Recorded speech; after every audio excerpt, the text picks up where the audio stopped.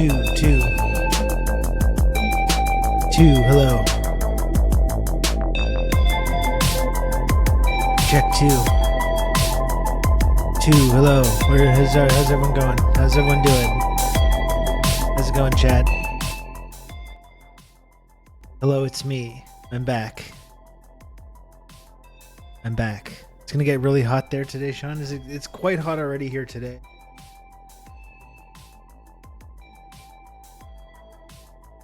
Go around 28. Pretty hot.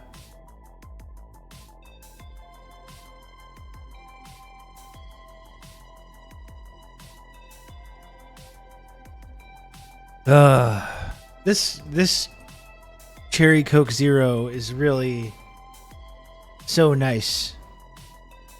It's the most overrated season at all. I don't know, Max. I'm a summer enjoyer. You know, there's things about it that I don't like. Like when it gets really oppressively hot. Ooh, we got some street cleaning or something going on outside. When it gets really oppressively hot, obviously that's not very nice. It is nice to go and cool off on those days when it is oppressively hot if you've got a place to go cool off. A lake or a pond or the ocean or a river, what have you. That's nice. I don't have AC personally, so it does get... There's probably about 2 weeks per summer, sometimes more, where it's really, like, unpleasant. I was thinking about this today, like, I think the ideal sleeping situation for me is when it's, like, pretty hot outside, but you open the window at night and you get the nice cool breeze. Isn't that nice? Isn't that nice to feel the nice cool breeze coming through the window? I love that. But there gets to be a few... there's like at least some days in the summer, usually around 2 weeks or so worth of days, where you open the window and it's just hot air blowing in. You know? And then there's just nothing. And then you have a fan going and you just have a fan blowing hot air on you. Then that's not nice. You know? That's not nice. And it also, when you start feeling that cool breeze again, it's like, oh god, it's like an oasis in the desert when you start feeling the cool breeze at night again.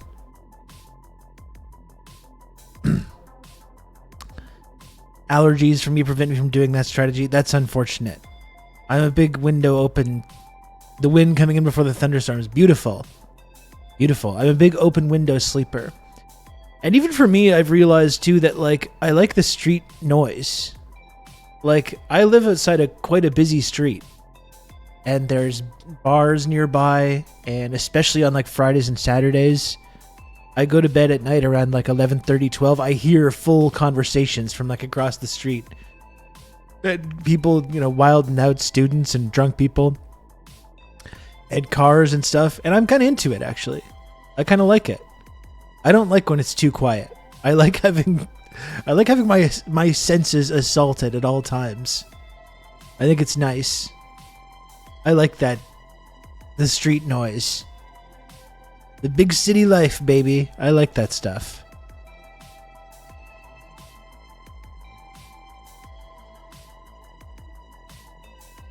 I fortunately have a futon in the basement. We live down here on the worst days. Yeah, there's a couple days every summer where it gets really bad. Like last summer was pretty bad without AC. Not terrible, but I may eventually have to figure something out. But I don't know. I'm going to try not to do the AC. I'm going to try to avoid it.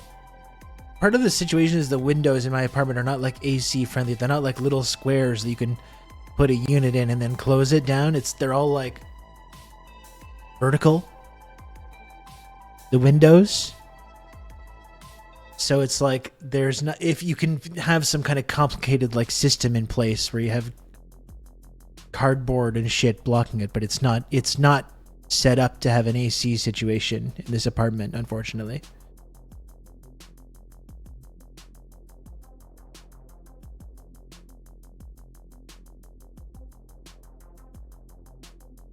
Fortunately, we have climate change under control, so the situation should resolve itself in a few years. Yeah, once we block out the sun, once we spray a bunch of poison into the atmosphere, that creates a sort of thin cloud shielding, blocking out the light of the sun, it should be okay. We should be all right after that. So we don't need to wait until we get to the AC.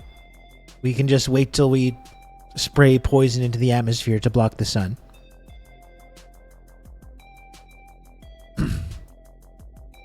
Yeah, that's my situation here, Bon Bon. It's not ideal. Bill Gates has got us covered as always. Get a mini split. That sounds kind of interesting. Mini split.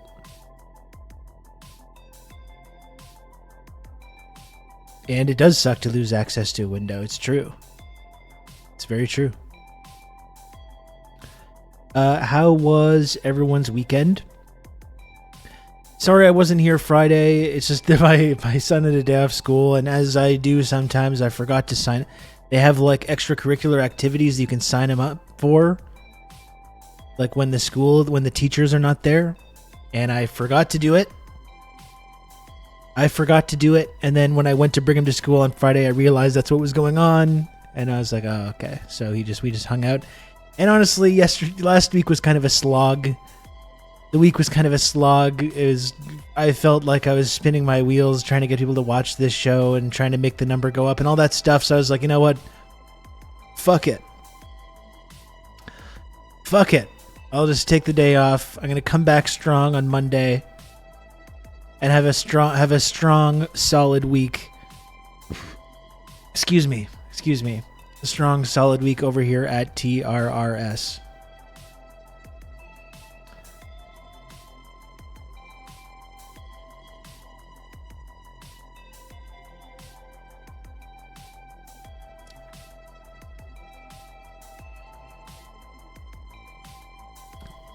Did anything weird happen this weekend? It's funny because there's not only weird stuff going on in the news, crazy shit going on in the news, there's crazy stuff going on in my life as well, but I think there's certain things that I gotta keep close to the vest here, but I got all kinds of wacky stuff that I could get into and I'm not going to. For all my middle-aged trials and tribulations. The kind of stuff that starts to happen in your life. Anyway,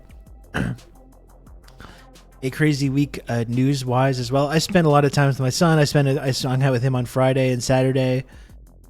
We went to the park. We went to the park on Saturday for a good length of time, and they opened up the splash pad.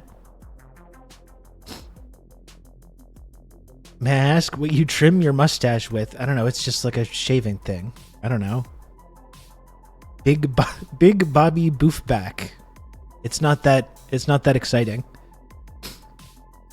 It's not that exciting, Big Bobby Boofback. It's just the shaving thing. That's all. So yeah, went to the park, hang out with him, my son. They opened up the splash pad because it was pretty warm. He had fun doing that. And he really likes getting all wet and then trying to like jump on me and hug me and soak me. So he had a great time doing that.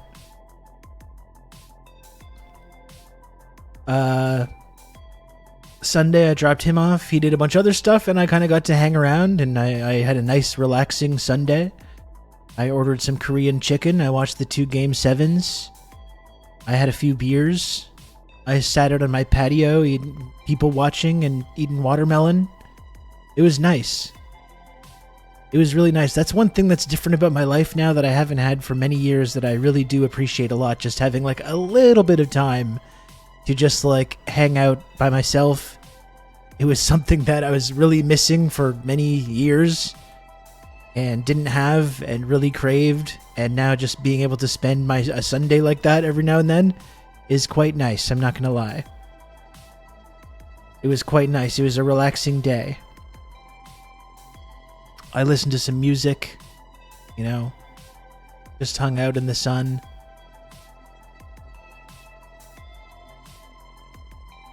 I really like sitting out on my patio.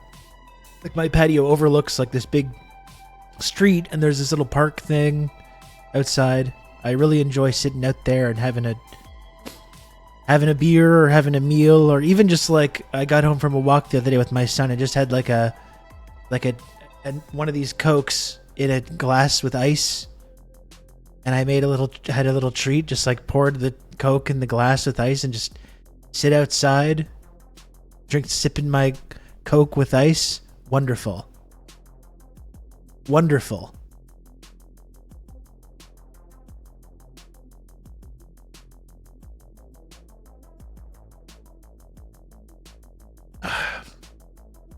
And this is much needed. It's very, very cold, crisp, refreshing. This Coke Zero that I just enjoyed.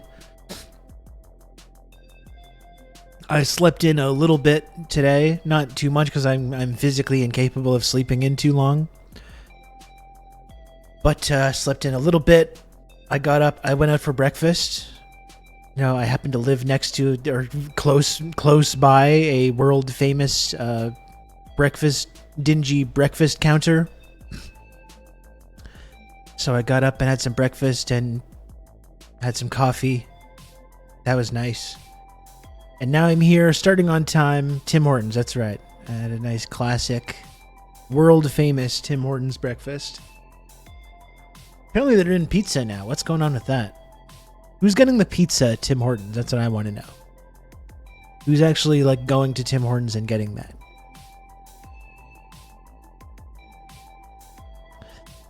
Anyway, after the kind of like high sodium content breakfast, this ice cold Coke Zero is very nice. It's very refreshing.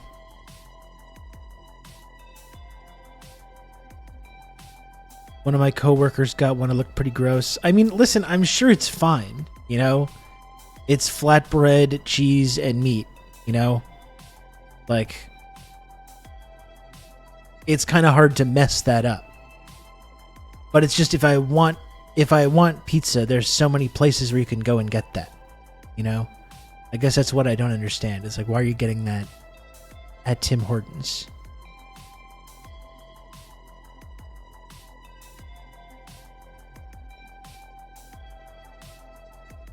That's the question. My hair is looking quite crazy. Probably about time to get that cut. I'm looking quite disheveled. Not totally unappealing. A little disheveled, not totally unappealing. It's gonna get to the point where it's too much though soon, I think. I'm not quite there yet, but I'm getting there. Those games were crazy last night. Pacers beat New York in the first game 7. The Knicks were just too banged up. Like, they had a nice run. That Knicks team is very enjoyable. They can't win without Julius Randle, Bogdanovich, and OG. And then they lose Jalen Brunson as well. It's like they just can't. They're just like a walking like hospital wing, basically. Pacers played very well. Halliburton played well. And what a game last night. The Wolves. Bad loss for the Nuggets. Up 20 in the third. Game 7. Defending champs at home. What a comeback from the Wolves.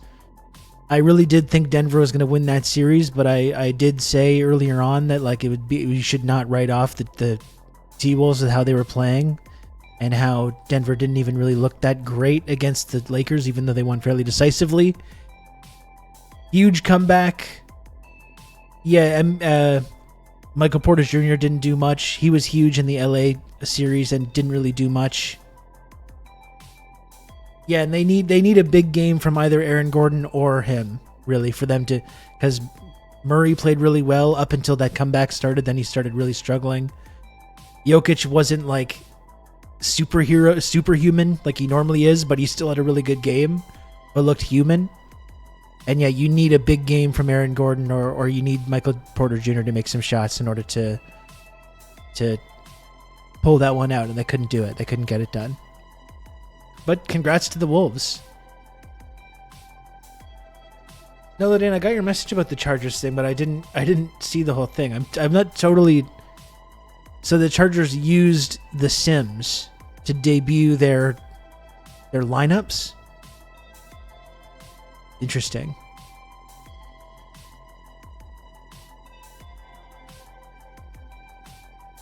The Sims 2.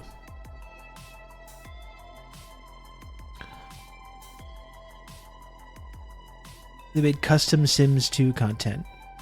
I wonder if I could get back into The Sims. Maybe that's something that I could start doing.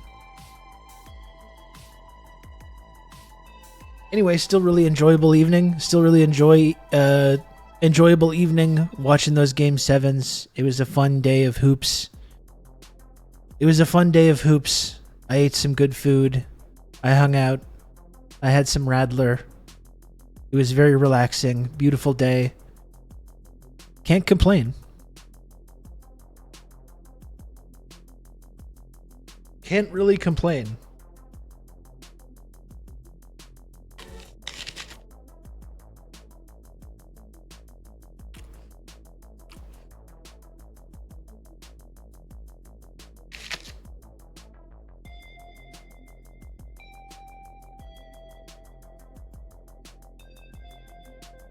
Yeah, the Knicks are out. Dakadoon, I had a grapefruit Radler and I had a clementine Radler, which I had never seen at the depanneur before, but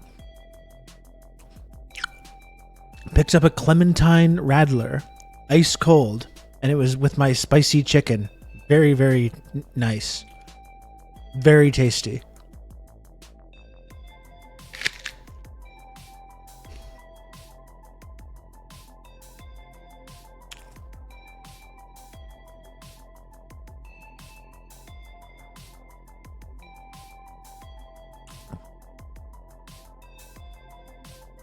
I thought people would like that, Michelle.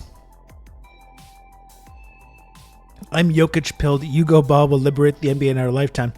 We need Yugoslavia to come back. And then Luka and Jokic could play on the same team. The world misses Yugoslavia. We need Yugoslavia back.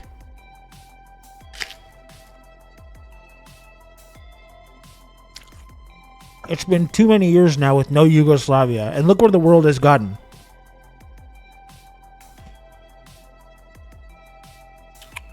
Look at how bad things have gotten since we lost Yugoslavia.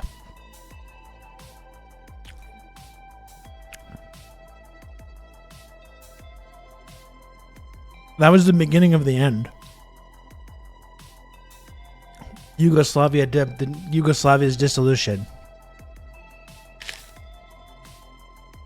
Those Yugo cars were cool as hell.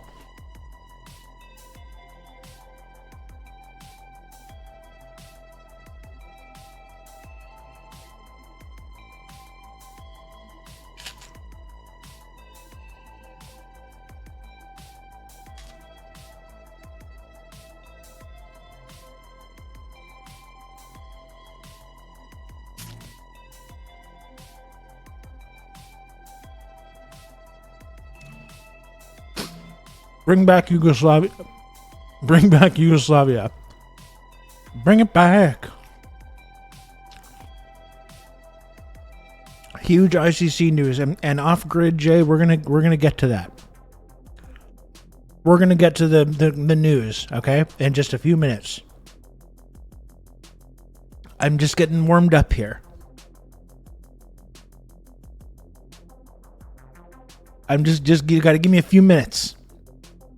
You got to give me a few minutes off grid. All right. I just logged on. My brain's waking up. We're getting the conversational juices flowing. We're getting the synapses firing. We're still in beverage chat time right now, actually. In fact, I might get some ice cold water. I might get some ice cold water next. I think that's what I'm missing now.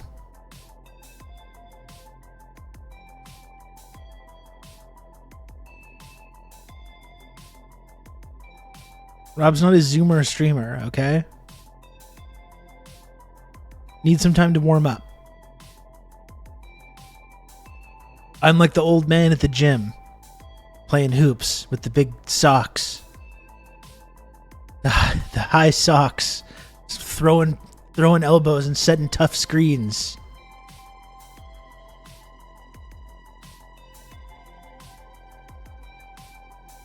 I have a few rains to try. I did one on the stream the other day when you ditched work. It was sour gummy bear and it was nauseating. They've gotten so bad since they dropped us. That's interesting because I quite liked the white gummy bear kind, but you're saying sour gummy bear is not good. I really did enjoy the cherry limeade though. That was a newer flavor that I tried and I thought it was excellent. So I'm getting all kinds of mixed signals here. Rain is woke now anyways. Rain's gone woke. You hate to see it.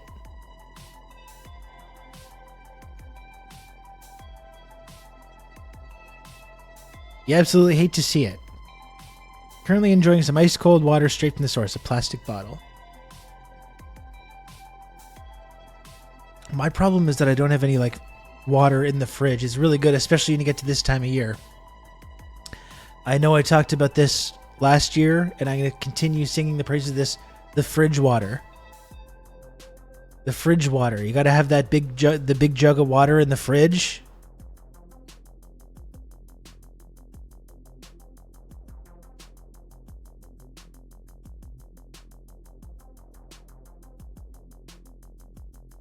They say cold water is bad for you. Who says this? Like big soda. Big soda. They've repeatedly warned people against the dangers of drinking an ice cold water.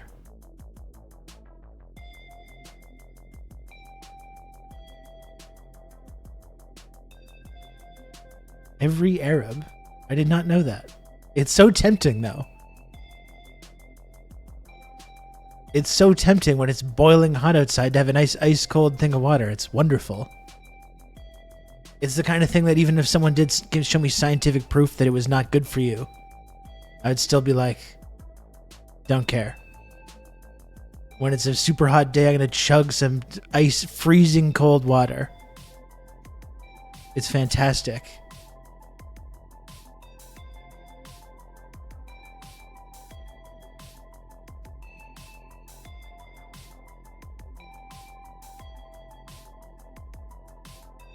Apparently ice water is only good when you're exercising. Well, I'm always in a constant state of exercise, all right? Because of my mind, all right? My mind is always... Maybe my body might be sedentary, all right?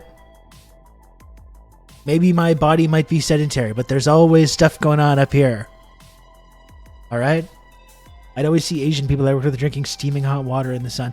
I do remember the time when I did go to Morocco and I met a guy there. I remember being surprised by that. Going out for tea and just seeing him like just take big gulps of like the piping hot tea. I was like, what? It didn't make sense to me. Even if I would be cold, I would be like, hot. And he was just knocking it back. He was just knocking it back. Morocco. Yeah, I was in Morocco very, very briefly in 2002. I was in Spain, hanging out in Spain. I thought it would be a good idea to take a solo trip down to Morocco. As a somewhat naive, like 18-year-old kid from Eastern Ontario, small town Eastern Ontario, it was a little bit much, actually. I think I would really like going back now. I would love to go to Morocco now. At the time, though, it was not so good. Oh, I'm sure I was blending in seamlessly. Yes, I'm sure I was.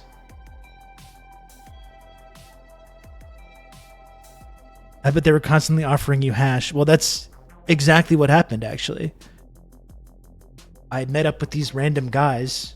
Put me up in this guest house in this little town called Asila, south of Tangier.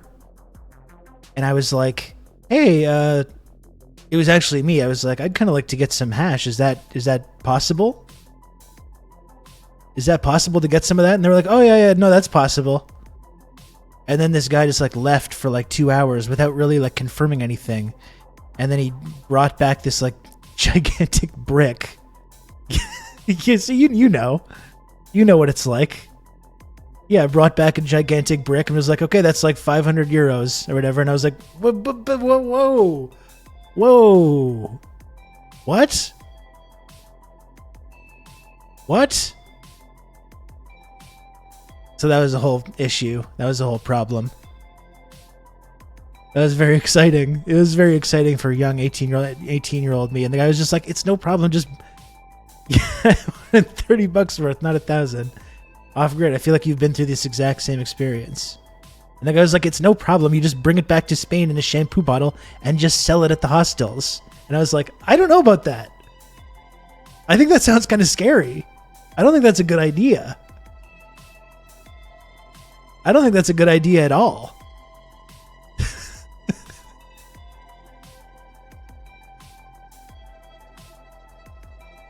A lot of people do it. I don't doubt it. I don't doubt it. I was too scared to do that, though. It's a bad idea if you get caught. Well, that's what I told myself at the time.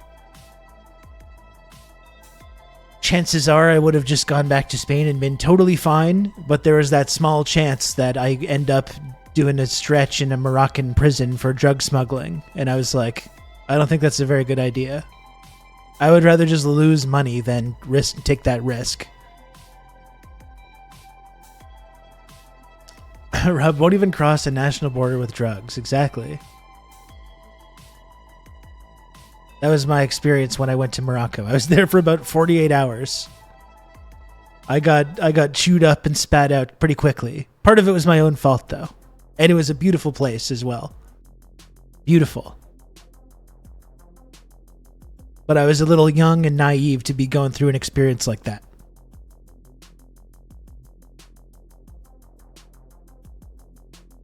I would probably still be there. I would probably still be there to this day. You can count on me. You're going to have good old Rob to talk you through all this. Kijiji, thanks for the 41 months tier 1. Thank you, Kijiji. That's so many months.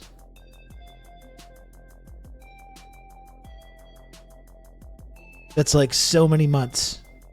Yeah, so I ended up not doing that. I ended up was like, I'm not gonna take that risk. I'm just gonna lose a bunch of money. And it was somewhat painful. It was painful, but I was like, I'm not gonna risk getting locked up for international drug smuggling.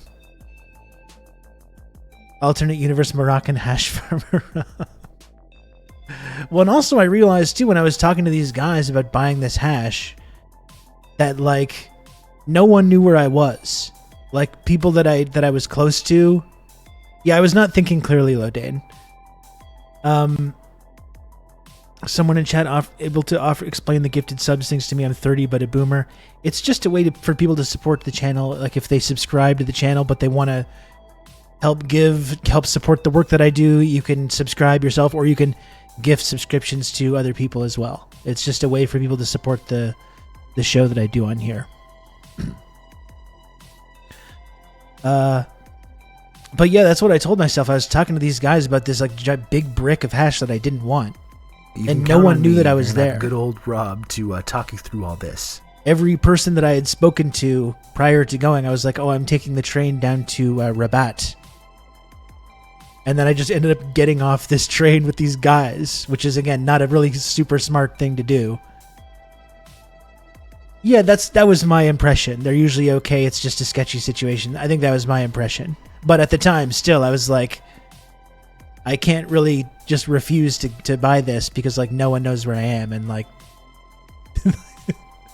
I'll be kind of fucked. Risk Inverse, thanks for gifting a sub to our new friend, Off-Grid J. We're starting the stream with my story of international intrigue when I was 18 years old in Morocco. We're getting started off right here.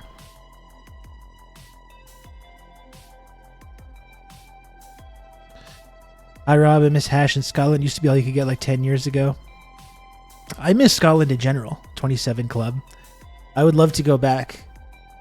I haven't been in Scotland since 2009. And I have a long family history there. It's kind of my primary sort of like how I identify culturally. where most of my ancestors are from.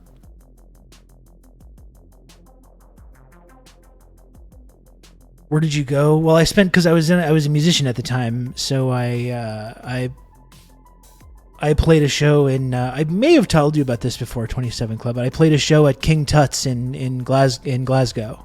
King Tut's, and it was probably the most fun show I ever played as a musician. I actually remember that show I'm telling all kinds of funny stories from my past now, my exciting life. My exciting lifetime. So that was I guess that was a little under 10 years after I was in Morocco. No, it was 8 years. 8 years later, I was playing a show at Glasgow, in Glasgow at King Tut's. And I remember because I was great venue, played there a few times, first time we ever had a dressing room. I remember that was the moment that I let my guard down. You know, when you're trying to build something, start a band or whatever you're doing, you always have to have low expectations, right? So you're not disappointed. And even when things feels like they're starting to work out, you still don't want to allow yourself to believe that your dream is coming true because you're protecting yourself, right? So you have this it's not that you're downplaying it. It's whatever. It's not that big of a deal. And I think when we played that show at King Tut's and it was just full of people and we were the headlining band and it was just full and there's people singing all the songs and stuff. And I was okay, this is happening. It's happening for real now. This is working. This is really happening. I can't believe this. I can't believe this is my life. That's when I finally let my guard down. I was this shit is happening. All the things that I've been working so hard for, all the things I've dreamed of since I was 15, 16 years old. It's really happening. And then my music career just went immediately down the toilet. I literally months later. Months later, I had no more music career. That's how they get you. That is how they get you. But what a fun experience, though.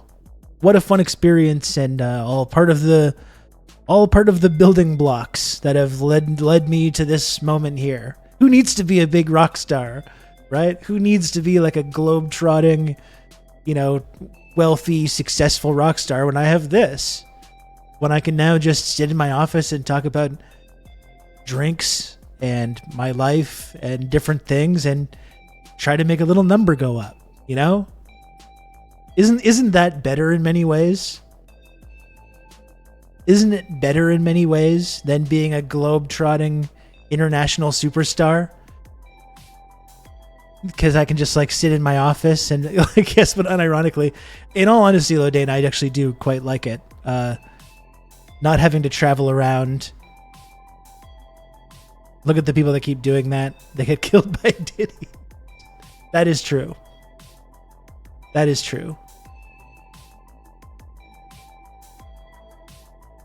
And that's why you never let your guard down. That's right. That's exactly right.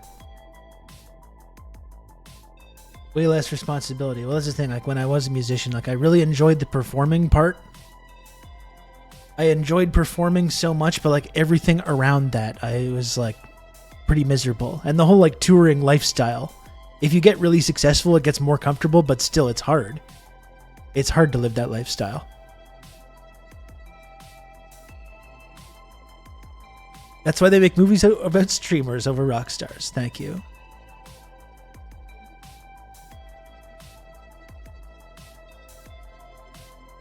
I heard that Diddy killed Tupac and everyone else theories recently. Very compelling stuff. Well, if you take it what we know about Diddy and the similarities with Epstein and the idea that was Diddy some kind of informant or had some kind of connections to the intelligence networks. And then you look at other examples in hip hop, which apparently is just filled with federal informants. And all the similarities with all the illicit behavior at these parties, the cameras, the compromat. you know? And I don't doubt that Tupac was assassinated too, because he was actually like genuinely someone with revolutionary ideas. You can't have people like Tupac walking around influencing young people. You can have a Diddy. You can't have a Tupac, though.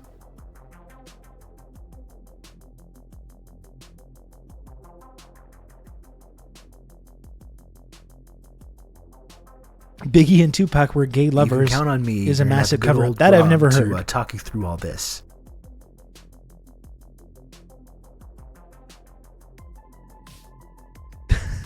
Marina, I don't know why you didn't get a text-to-speech. This text-to-speech is so sensitive. My name is God Emperor Leto Atreides 2. Welcome to Jackass. Marina, thank you very much for 31 months.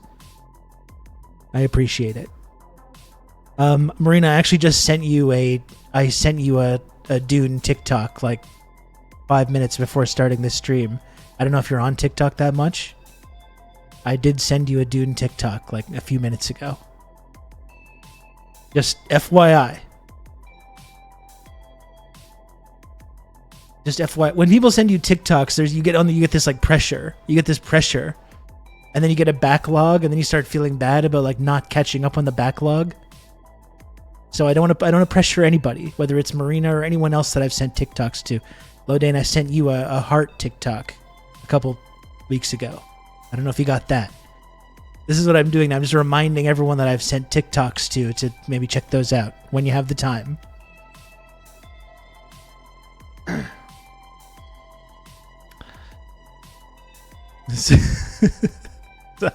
I don't want to pressure anybody. Please, no pressure. I know you love heart. That's why I sent it to you. Some leftist based in Canada. I was turned on to this sick individual, and I found this. Dan, thank you for the raid. Hello, Dan Simpson. Welcome, Raiders. Get in. Bring it in. How's it going? How was the Dan Simpson stream today? Thank you again, Dan, for the raid. I appreciate it. Big dog, he says. The man himself. I love Dan Simpson's raid alert thing with the that pops me every count time. On me. You're gonna have good old Rob to talk every single time. This.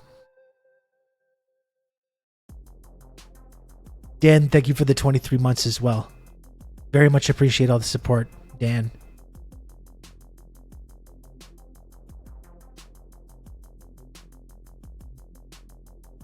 Rob got the warrant title right. I made sure to do that though, because I saw a lot of people were being very careless about the language.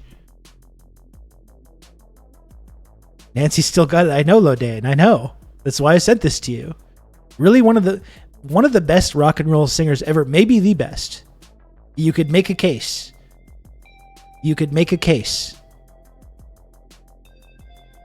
That she's one of the very best rock singers ever. In history. Okay, listen. I've gotten warmed up here. We're 45 minutes in. I got started relatively on time. I think I'm ready to go here. Now we got an audience. We got this raid from Dan. Let's talk about this ICC stuff and all the other crazy shit, the Iran president and everything that's been going on. Let's get into that after I get my ice cold water. Okay? I'm going to get my ice cold water, and then we're going to hang out. I'm going to talk about all this stuff. Okay? All right. Just hang out with the chair 1 minute. Okay? It's just going to be you in the chair. Talk amongst yourselves. And I'll be back in just a sec.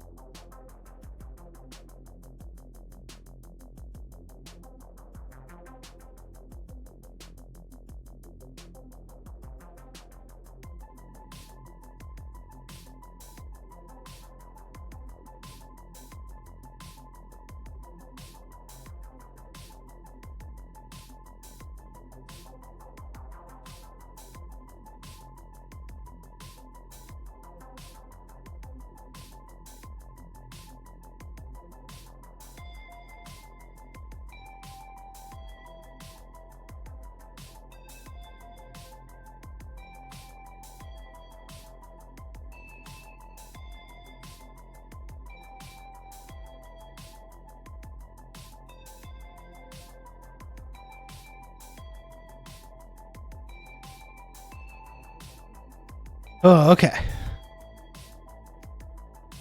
All right. Here we go. Where do we even start with all this?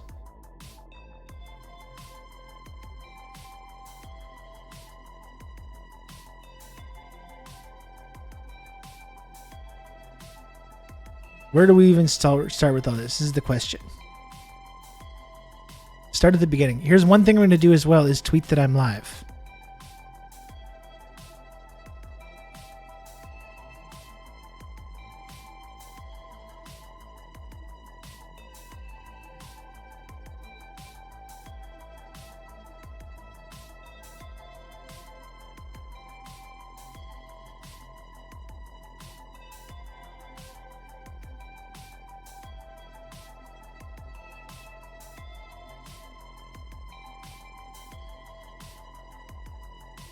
Okay, I'm tweeting that I'm live. Look at that.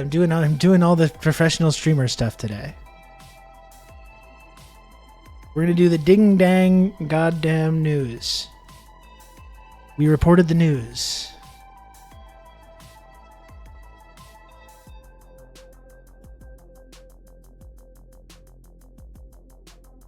We reported the news.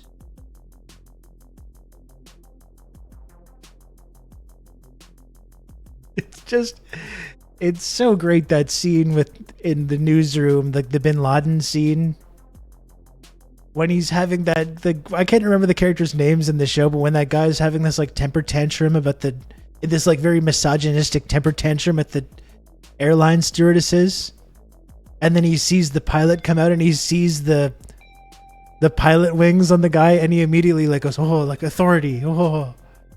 And then he's like a little boy, and he's like, we got Bin Laden for you. It's just a pilot. God, that's funny. God, that is so funny. Like you couldn't intentionally write something so funny. I think that's why I actually love Aaron Sorkin. I really do, honestly. With all his problems, all his faults, you couldn't intentionally write something so funny. Sorkin's not intentionally being funny like this, but it's so great though. It's like the most pitch perfect satire, but he's totally serious though. You know what I mean? He writes satire, but unintentionally. It does. It takes a special mind. Exactly. It's like the most brilliant satire of liberalism that you can imagine.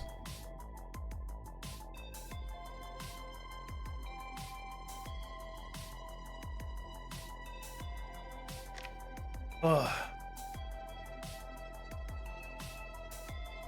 Writing comedy while thinking you're writing drama. That's the amazing thing, is that when he did write a comedy, he tried to write Studio 60 on the Sunset Strip, which is a show about comedy writers, and the actual comedy that they write is painfully unfunny. It's awful. And everyone in the show is like, this is the most brilliant comedic mind of our generation. This brilliant, subversive comedic mind. And then you see the comedy that they're writing, and it's just the worst, like, Mad TV, total dog shit. But then when he tries to be serious, it's hilarious. That's the beauty of Sorkin. And even Studio 60. Studio 60, which tries to write comedy and is unfunny, is also still really funny in its ham-fisted efforts to be perceived as being funny. That's the real genius of Sorkin. That's the real genius. Because it ends up being hilarious, but for totally unintentional reasons. Like that famous scene. The famous scene, which everyone in this community loves so much. Yeah, and it's got that network. I remember that. Yeah, the whole, like, I'm mad as hell and I'm not going to take it anymore opening.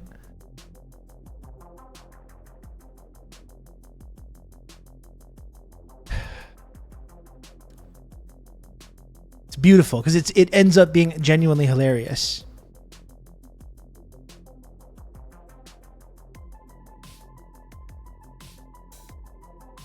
And yeah, I prefer the UK office way more than I never really liked the American ones because it doesn't really get that.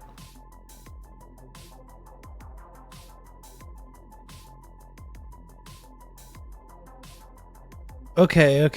So I tweeted that I'm live. I'm warmed up.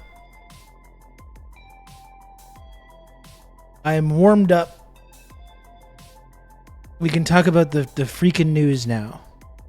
I've done everything that I have to do.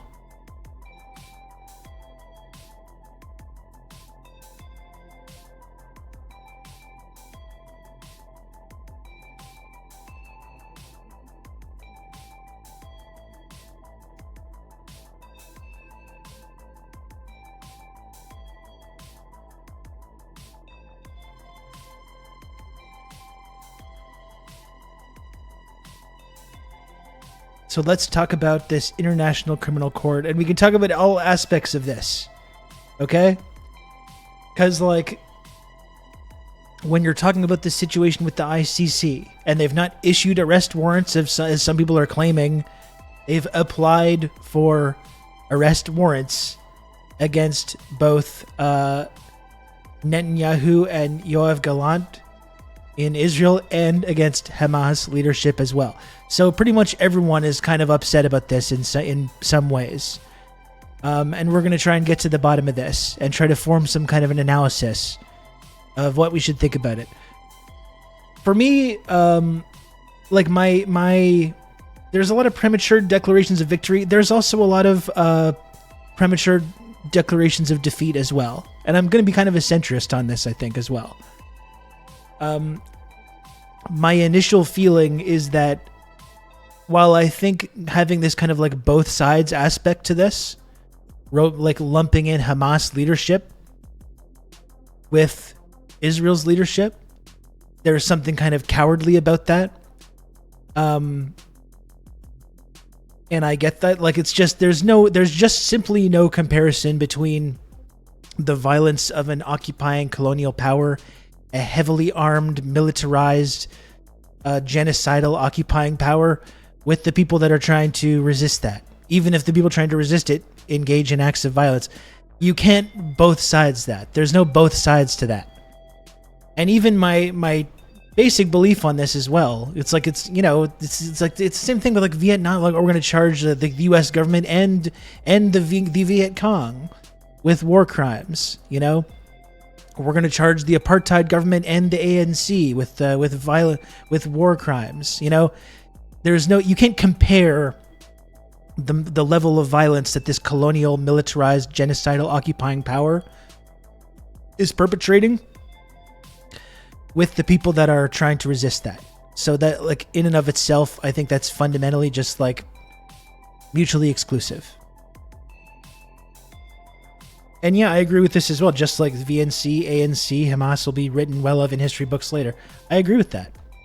And that's why I think it's important, like in the moment, even when there's the propaganda button is being pushed, to try and remember that analysis, and not be pressured to make certain statements or denunciations based on accusations that are flying around when the propaganda button gets pushed, but remember that broader context. So that's thought number one, okay? The fact that this is like applying to both Hamas leadership and Israeli leadership, I think is like fundamentally kind of creating this both sides-ness aspect of this, which is not really an accurate reflection of anything that's going on. So let's get that out of the way. However, though, I don't want to just write this off. Well, like, we have to understand as well that it's incredibly significant that they are applying for arrest warrants for Netanyahu. Like, I think that is historic. That is something that it doesn't need to be a victory. You don't need to declare victory or anything, but it's a sign of this big seismic shift that's going on. And I don't necessarily think that actual consequences are going to come for someone like Netanyahu for this. But I think on that level as well, even in the kind of worst case scenario, I think it's a good thing if it gets exposed for everyone in the world that all of these international institutions that are supposed to uphold international law are just completely fake. Well, that's valuable information as well, even if that's the only takeaway. If we learn that none of these institutions actually have the power to do anything, okay, well, like, let's take that information and fold that into our sort of analysis of everything. Like, that's still a valuable That's still valuable, I think. And if this warrant does come down for Netanyahu, then we're going to have the United States government and the Canadian government and Germany and all these other Western countries still sending billions of dollars worth of weapons to an accused war criminal. Like, that doesn't mean that they're going to stop doing it, but I think that's pretty significant. And if you want to know whether you like, you should think this is a good thing or a bad thing, whatever, just look how Zionists and Israelis are reacting to it. You know, they're fucking losing their minds. So just that in and of itself should indicate that there's some significance to this, whatever criticisms that we might have. Look at how people are fucking freaking out over it. And worth saying as well, worth mentioning, that Hamas is saying, as response to this, okay, bring on this investigation then. That's their response. You know? All right. Let's bring on this investigation. Let's have an actual investigation into these accusations. And what's the Israeli leadership saying? They're saying the ICC is Hamas. The ICC is, they're like neo-Nazis. That's what Israel's saying. So like, look at what Israel's saying about this versus what Hamas is saying. Hamas is literally saying, all right, let's have this investigation then.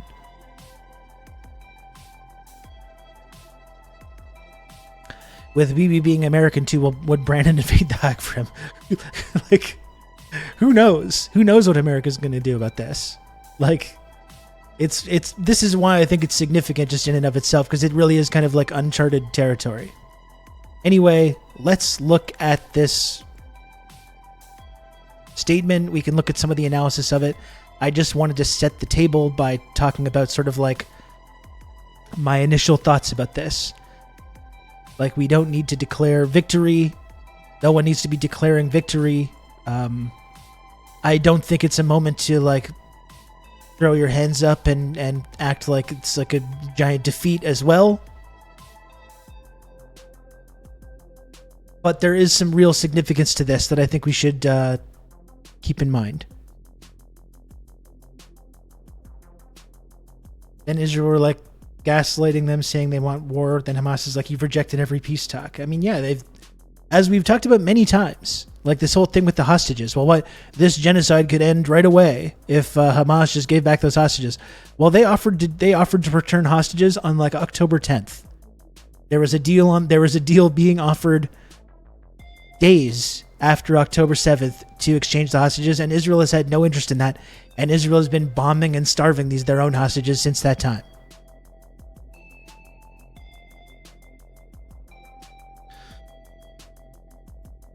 We are going to get bombarded with so much BS from the media about this. We absolutely are, yes. Yeah, Off-Grid, we've been talking about this like every day. We've been talking about this every day since October 7th. Months. So that's practically a full baby. This is what we've been doing on here. Pork Tree, thanks for 2 months, tier 1. Boris blocked the negotiations. Well, wasn't that more with Ukraine, or was that both? We got to do a whole episode focusing on Ukraine as well, because we've been not talking about it as much because of, Palestine. But I think worth catching up on Ukraine and where some of the discourse is at with that. Okay, let's look at this then. Do we need to watch this whole 10-minute statement? Or do we just need to look at analysis of it? I'll just throw it on. We'll see how it goes. Like we're going to say a whole ep on Boris. We should. I'm a big Boris defender. That's why the UK has lost its way. As soon as they got rid of Boris, the UK is just spiraling the drain now. He was the one guy. His big floppy haircut, his big mop top haircut was supporting the whole wretched enterprise.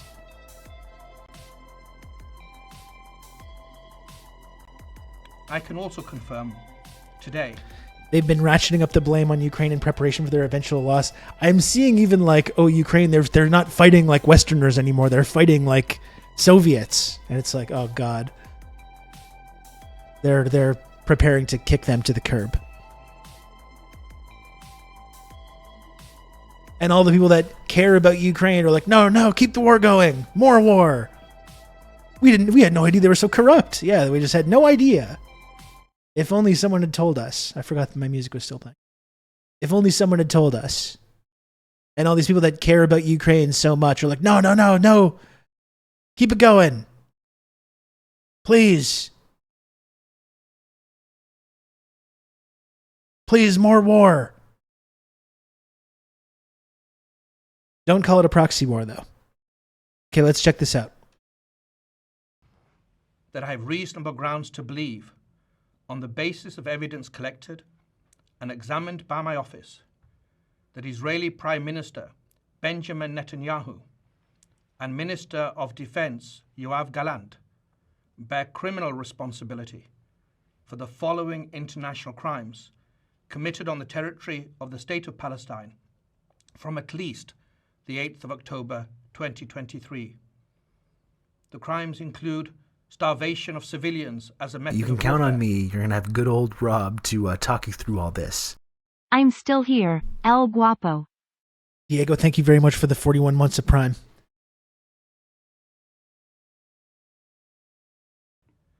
Willfully causing great suffering, serious injury to body or health or cruel treatment, willful killing or murder, and intentionally directing attacks against a civilian population, as well as crimes against humanity of extermination and or murder, persecution, and allegations of crimes of committing other inhumane acts. It's alleged that these crimes were committed in the context of the ongoing armed conflict and as part of a widespread and systematic attack against the civilian population of Gaza pursuant to a state policy. Unfortunately, these crimes continue to this day. My office submits that these individuals, through a common plan, have systematically deprived the civilian population of Gaza of objects indispensable to human survival. We have reached that conclusion based upon interviews with survivors, many eyewitnesses, experts, from satellite imagery, statements from Israeli officials, including the 2 individuals subject to the present application, as well as based upon several hundred authenticated videos, photographs, and audio recordings, many of which were taken and shared by victims and eyewitnesses themselves. This systematic deprivation resulted from a decision to impose a total siege on Gaza by completely closing the 3 border crossing points, Rafah, Kerem Shalom, and Erez, for extended periods of time and by arbitrarily restricting the transportation of essential supplies, including food and medicine, through the border crossings after they were reopened. The siege, the total siege, also involved cutting off cross-border water pipelines from Israel to Gaza, which is the principal source of clean water for the population in Gaza. It was cut off for prolonged periods beginning on the 9th of October 2023, and it was accompanied by the cutting off or hindering of electricity supplies to Gaza from the 8th of October 2023 until today. That conduct took place alongside attacks that killed civilians, including people queuing for food, the obstruction of aid delivery by humanitarian organizations, and attacks on aid workers that forced many of those same humanitarian organizations to either cease operations or limit their life-saving efforts in Gaza. The tragic effect of the use of starvation as a method of warfare against Gaza's civilian population is acute, it's visible, and it's widely known, and it's confirmed by multiple witnesses and victims, including local and foreign medical doctors. That starvation has caused and continues to cause deaths, malnutrition, dehydration, and profound suffering among the population. Famine is already present in some areas of Gaza, and it is imminent in others. My office charges Netanyahu and Gallant as co-perpetrators and as superiors in the commission of these alleged crimes. Israel, like all states, has the right to defend its population. It has every right to ensure the return of hostages that have been criminally and callously taken. Those rights, however, do not absolve Israel of its obligations to comply with international humanitarian law. Intentionally causing death, starvation, injury, and suffering to the civilian population, including so very many women and children, are criminal means to achieve military and political goals. That's what we allege. As I have repeatedly underlined, since last year in Egypt, in Israel, and in Palestine, and again this year, those who do not comply with the law should not complain later when my office takes action based upon solid evidence. That day has come. Today we underline in the clearest possible fashion that international law and the laws of armed conflict apply to everyone. No foot soldier, no commander, no civilian leader, no one can act with impunity. Nothing on earth can justify willfully depriving human beings, including women and children, babies, the old and the young, of the basic necessities required for life. Nothing on earth. I mean, you know, again, there's things we can criticize about all this. We've talked about that. This is historic, though. Like, let's not undersell that. It's like there's if me or like people in this community were in charge of the ICC, maybe things would be different. You know, this is a historic statement, though. I mean, Israel's been operating with total impunity for basically its entire existence, particularly just the last couple of decades. Total impunity, no matter what the criminality, no matter what they're doing, whether it's the illegal settlements, the Gaza bombing campaigns, you know, sniper murdering journalists and civilians and nurses and doctors with snipers. You know, there's just been no accountability, no consequences whatsoever. And will this lead to accountability or consequences? Well, that remains to be seen. But just the fact that, like, these international institutions, which are basically, you know, the U.S. has had outsized control of for their entire existence, the fact that these institutions are starting to actually pass down these kinds of rulings, like, that is really significant, I think.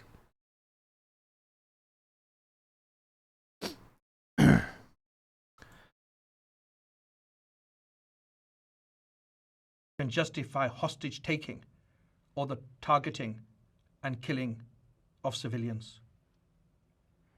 The independent judges of this international criminal court are the sole arbiters. I like the stern people in the necessary background. standard for the issuance of warrants of arrest have been met. I was seen as historical as soon as Israel stops the genocide. Well, I think that was kind of the point that I was making as well. It's like this isn't necessarily going to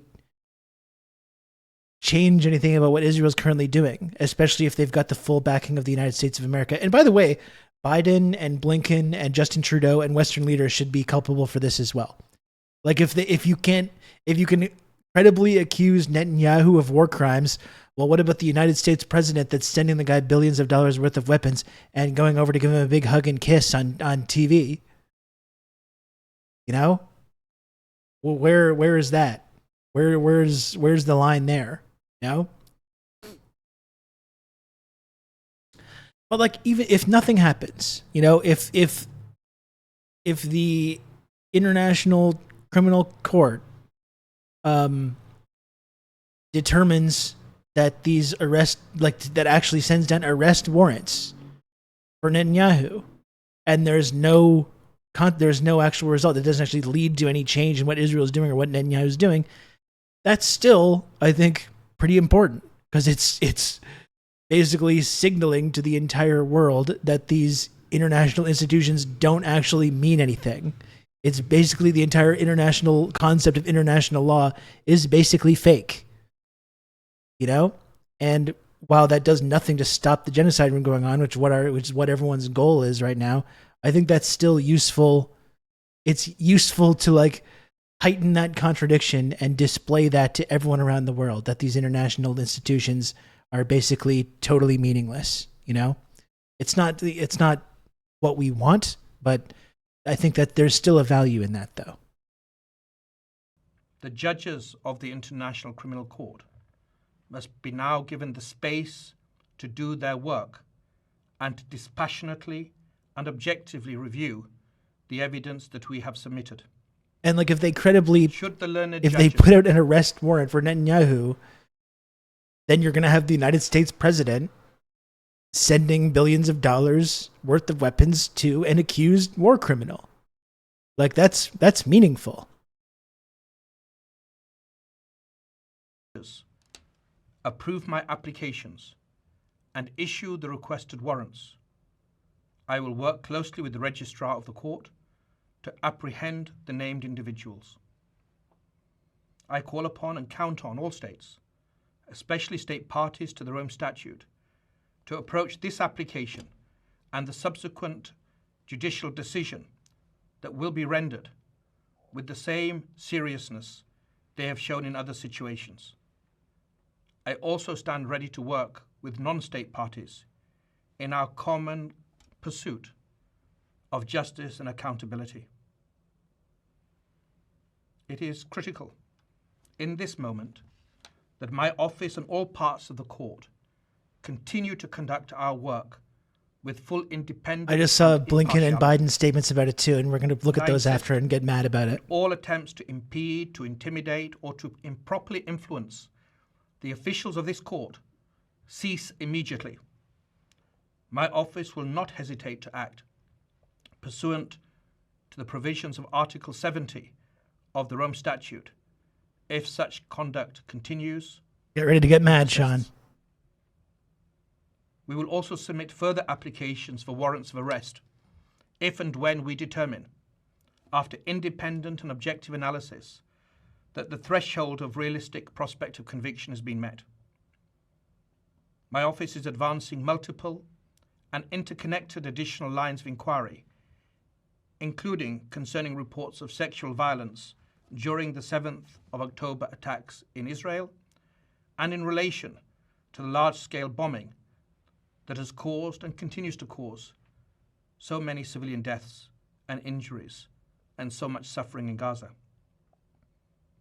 I renew my call. And once again, when it comes to those accusations, what Hamas is saying is, okay, let's have the investigation. Basic principles of law without any further delay. I also wish to emphasize, which I think is also significant, complementarity at the heart of the Rome Statute will continue to be assessed by my office as we take action in relation to the alleged crimes and alleged perpetrators, and as we move forward with other lines of inquiry. But complementarity requires us to defer to national authorities only when they sincerely engage in independent and impartial judicial processes that do not shield suspects from accountability and which are not a sham. It requires thorough investigations at all levels, addressing the policies and actions underlying these applications. Okay, so there's the statement from ICC prosecutor Karim Khan. Historic, pretty historic stuff. Let's look at the U.S.'s response. This just came in. Breaking news. Blinken, the U.S. fundamentally rejects. Why is that on the screen still? Please go away. Why is that still there? Good thing Twitter still works. Good thing Twitter works so well after Elon fired all those people. Thank you. He understands technology. So we can read the whole statement. It says, Blinken, the U.S. fundamentally rejects the ICC's prosecutor's request for Netanyahu and Gallant arrest warrants. We reject the prosecutor's equivalence of Israel with Hamas. It is shameful. And you know what? This time, I happen to agree. It is shameful. It's shameful to equate Israel and Hamas. Couldn't agree more, because Israel has carried out more violence, more destruction, more terrorism, more criminality than Hamas or any other kind of like extremist group could ever hope to in a million years. So no, I don't think we should equate these two things. Absolutely not. No matter what your thoughts are about Hamas, and people have different opinions on this, you know, and obviously we respect the marketplace of ideas on here. People have different ideas about that. No matter what your opinion is, though, about a group like Hamas, there's simply no comparison. There's no comparison between the level of violence, brutality, criminality that has been carried out by Israel and the IDF, not just over the last 7 months, 8 months, but for the last 70 years. Zero comparison. Zero comparison whatsoever. They have certainly carried out more acts of violence and depravity than Hamas or any other kind of extremist group ever could hope to in a million years. Now, obviously, that's not what Anthony Blinken actually means. Let's read the statement. It says the United States fundamentally rejects the announcement today from the prosecutor of the International Criminal Court. You're always the good guys when you're rejecting the International Criminal Court's arrest warrants for war crimes. That he's applying for arrest warrants for senior Israeli officials together with warrants for Hamas terrorists. We reject the prosecutor's equivalence of Israel with Hamas. It is shameful. Hamas is a brutal terrorist organization that carried out the worst massacre of Jews since the Holocaust and is still holding dozens of innocent people hostage, including Americans. Which is funny because Israel's actually killed Americans over the last 7 months and repeatedly in the past as well, with also zero consequences. Moreover, the United States has been clear since well before the current conflict that the ICC has no jurisdiction over this matter. The ICC was established by its state parties as a court of limited jurisdiction. Those limits are rooted in principles of complementarity, which do not appear to have been applied here amid the prosecutor's rush to seek these arrest warrants rather than allowing the Israeli legal system a full and timely opportunity to proceed.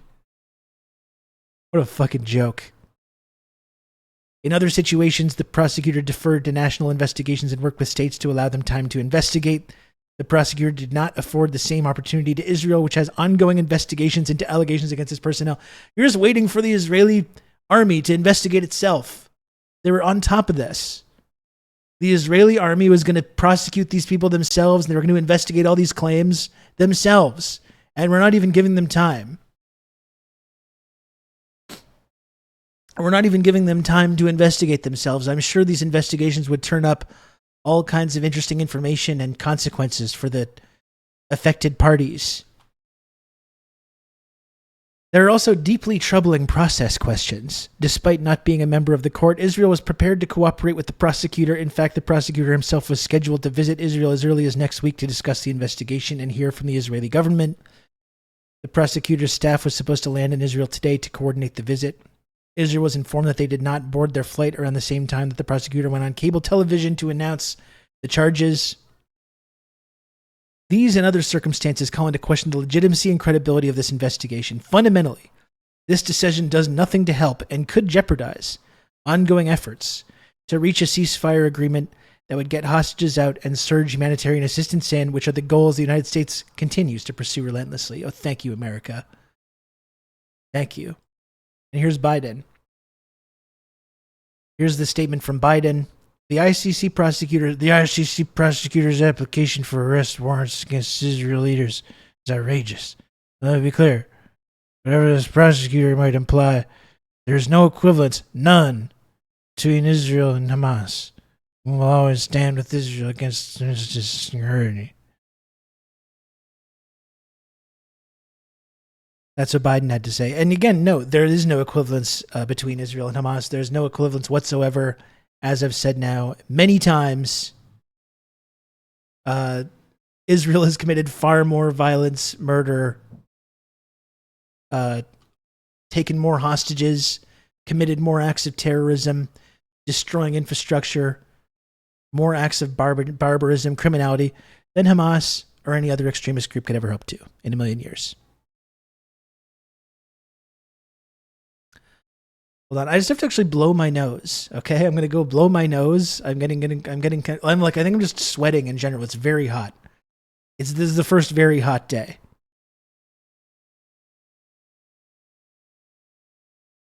I'll be right back. I'm just gonna do that. I'm getting all leaky over here. I'm gonna do that, and I'll be right back.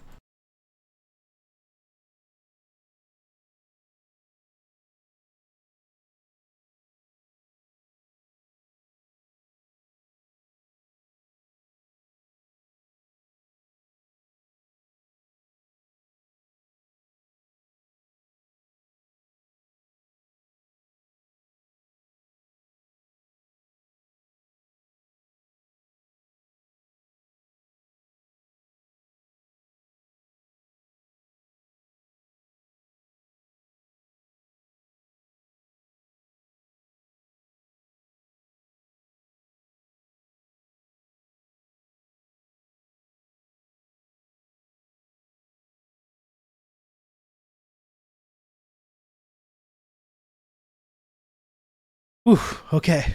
Maybe I should get my fan going. It might be about that time. So those are the statements from Biden and Blinken.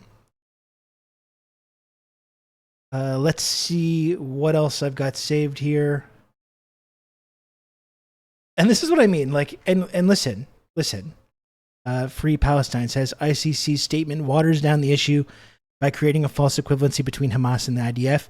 I agree with that. I agree. I don't think you can equate acts of violence by these oppressive colonizing regimes and the people that are engaged in armed struggle against this occupation. You know, it just doesn't make sense. It's a total false equivalency.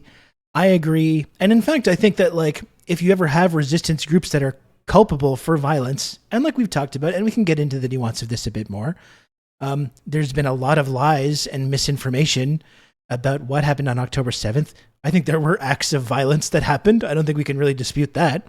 But I also blame, in that case, I blame Israel. The cause of that violence, even if a lot of the violence has been extremely over-exaggerated and lied about, and the stuff like the friendly fire and Hannibal Doctrine stuff has all been downplayed. If resistance groups like this engage in acts of violence, the fault for that violence lies with the occupier. It's the occupying power that's getting those people killed.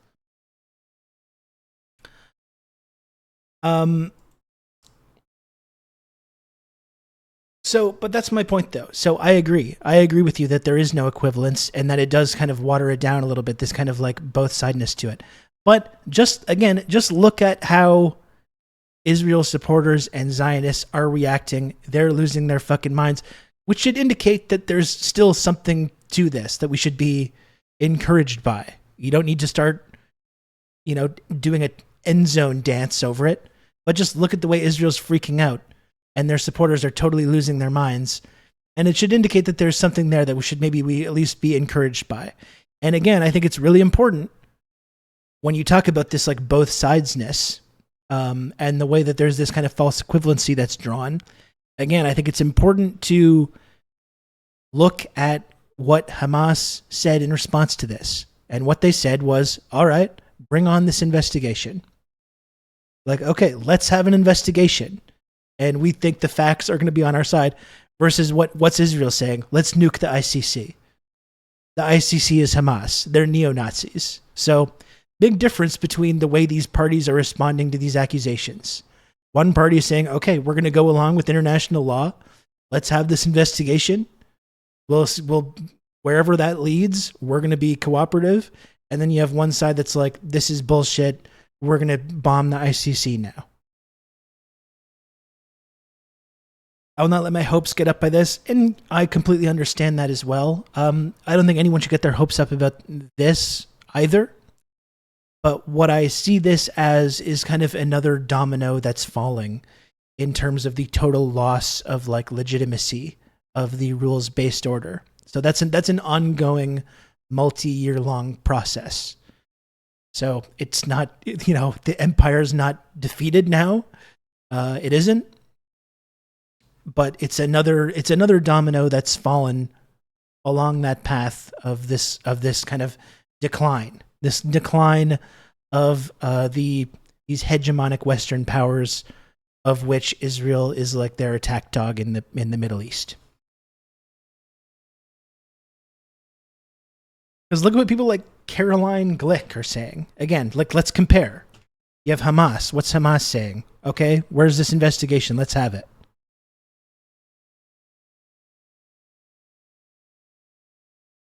And then you have Caroline Glick.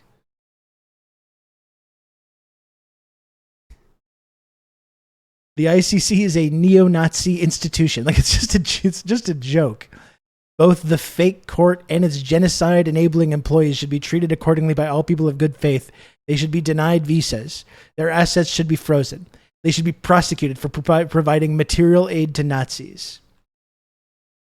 So just compare the response between like Hamas and Israel and its supporters. Yeah, free Palestine. I mean, this is my stance as well. I've been following the Palestine-Israel issue for 20 plus years, and the public outpouring and shift in people's opinions is new. You know, that's something that I think we should be encouraged by. It doesn't mean we need to celebrate. But definitely, like, I started really following this stuff in 2010. And certainly in that time, 14, 15 years, this is all an entirely new phenomenon. Not just these international institutions starting to take action, but the big global mass movement that's happening, both in the streets, on university and college campuses, even online. You know, there is a shift that's going on, and it's not going to happen overnight. And, you know, there's still all kinds of horror that can happen in the meantime, but there's a shift that is currently going on, not just about Israel, but about the West in general. More and more people like that live in the empire and outside are realizing the reality of what the West is, what the rules-based order is. And it's not just Israel, right? It's a coalition. It's an international criminal cartel. Israel is a part of that. Obviously, it's led by America, and then you've got Canada, the UK, France, Germany, Australia are like the lackeys, and other countries as well. But there's this ongoing process, though, where more and more people, whether they live in the empire or not, are starting to fundamentally realize some things about what this empire is, you know? And they're rejecting the lies that they've been told about Canada and the United States and about Israel. More and more people are doing that. That's something that should be encouraged, I think.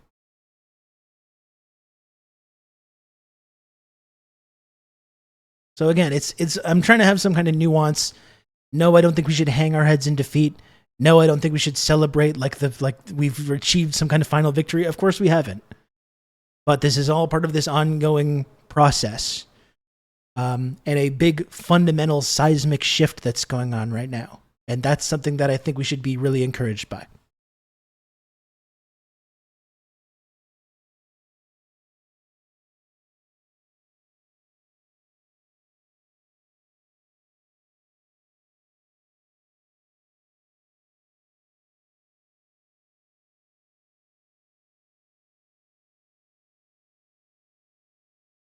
Let's take a look at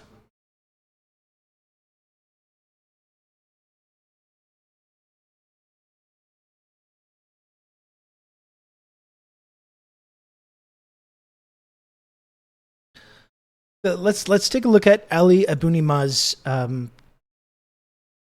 initial piece on this. Obviously, someone that's been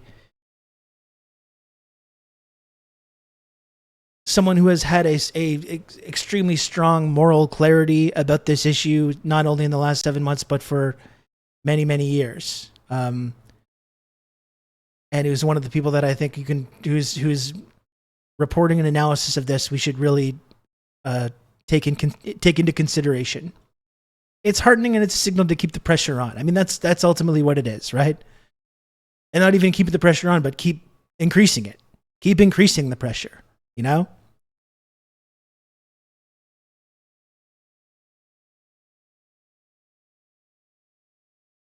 He says the chief prosecutor of the International Criminal Court announced on Monday that he's seeking arrest warrants against 2 top Israeli leaders for crimes in the Gaza Strip. Karim Khan said that he had reasonable grounds to believe that Israeli Prime Minister Benjamin Netanyahu and Defense Minister Yoav Gallant bear criminal responsibility for a number of international crimes committed since 8th October, including starvation as a weapon of war, murder, intentionally attacking civilians, extermination, persecution, and other crimes against humanity. The decision, which has been too long in coming, is as vexing as it is momentous. While there will be relief that finally Israel's shield of immunity and impunity is being punctured, Khan also charged several leaders of the Palestinian resistance movement, Hamas, with various crimes. Khan claims that Hamas Politburo leader Ismail Haniyeh, its Gaza leader Yahya Sinwar, and its chief of its military wing Mohammad Dief are responsible for crimes including extermination, murder, hostage-taking, torture, and rape. And the extermination thing is a weird accusation, like in addition to some of these other accusations. Extermination. Like, who's being exterminated? Like when there's a when people break out of a concentration camp and violence happen as a result of that. That's not a war of extermination. That's people escaping from a concentration camp. That's a prison break. That's a slave uprising. There's one side in this that's engaged in a war of extermination. That's Israel.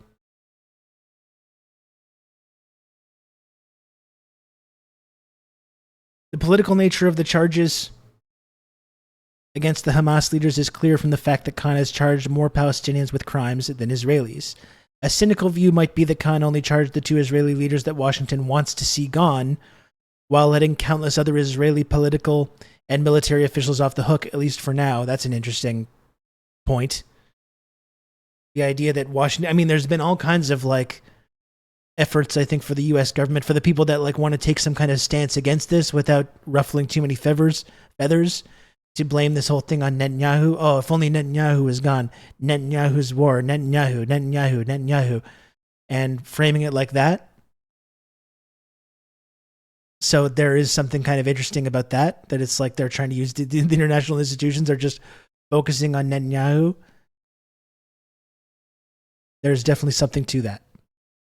Moreover, Khan included the charges of rape and sexual violence, giving credence to Israeli atrocity propaganda that has been thoroughly debunked and for which Israel has presented no credible evidence. It is notable that while Khan explicitly charged the Palestinian leaders with torture, that word does not appear in the charges against Netanyahu and Gallant, even though there are many credible reports of systematic torture against Palestinians on a horrifying scale, including closed detention camps. Most glaringly, Khan failed to lay any charges against Netanyahu and Gallant under Article 6 of the ICC's Founding Rome Statute, the section that deals with genocide. He only charged them under Chapters 7 and 8, which addresses crimes against humanity and war crimes, the same articles he used against the Hamas leaders. Khan could have also filed charges related to Israeli crimes elsewhere in Palestine, for example, Israel's construction of illegal colonies all over the occupied West Bank, a crime that has been ongoing for decades. By failing to do so, he's feeding into the false impression that history began on 7th October 2023. That's a good point, Marty. They're absolving 70 years of atrocities through Netanyahu the same way Europe absolved themselves of all sin through Hitler. Very good point. And similar to Hitler, Netanyahu had all kinds of Western friends for years and years and years until he became a pariah through his own horrifying criminality. And then the West said, oh, look at this. Can you believe this guy? Oh, man, get this guy out of here. Am I right? Even after they've been like propping him up and supporting him for years and years and years prior to that.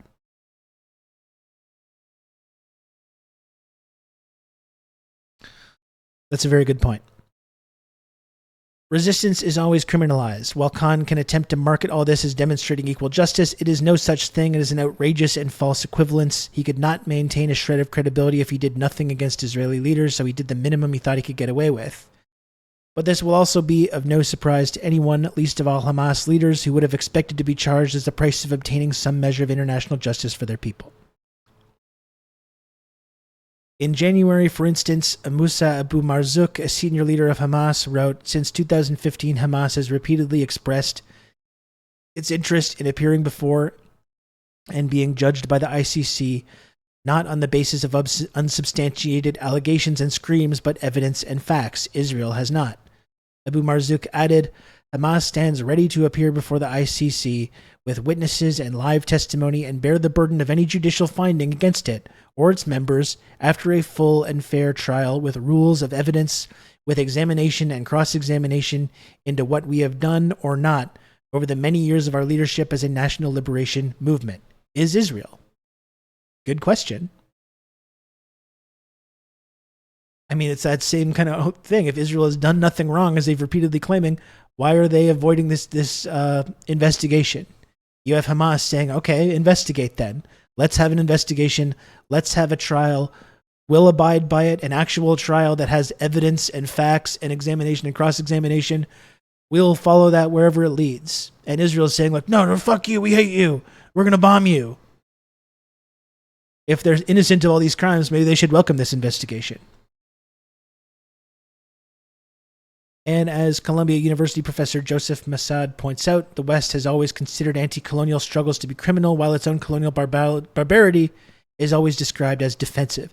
And we've talked about this many times throughout the ages. You know, the Indian Mutiny, the Haitian slave revolt, the Nat Turner slave uprising, the Viet Cong, the ANC. We consider those criminal, and our own reactions to it is defensive, when really it's the inverse of that. In this context, Khan's blatantly political effort to downplay Israel's crimes is par for the course.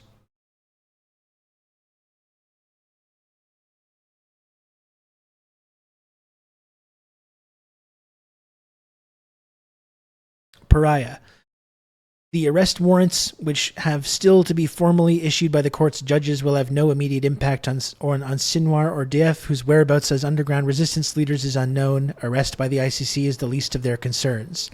As for Hamas Politburo chief Ismail Haniyeh, he lives in Qatar, which is one of only a handful of countries that is not a member of the ICC and therefore is not legally obligated to arrest him and hand him over. Hamas is already outlawed and subject to sanctions by the United States and across Europe, so it is not as if the movement's leaders would have been moving freely anyway. Nonetheless, if Khan's soft peddling of Israel's atrocities is aimed at placating Tel Aviv or its sponsors, it will definitely fail.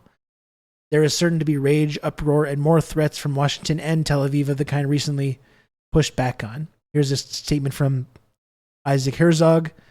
The announcement of the prosecutor at the ICC is beyond outrageous and shows the extent to which the international judicial system is in danger of collapsing. Taken in bad faith, this one-sided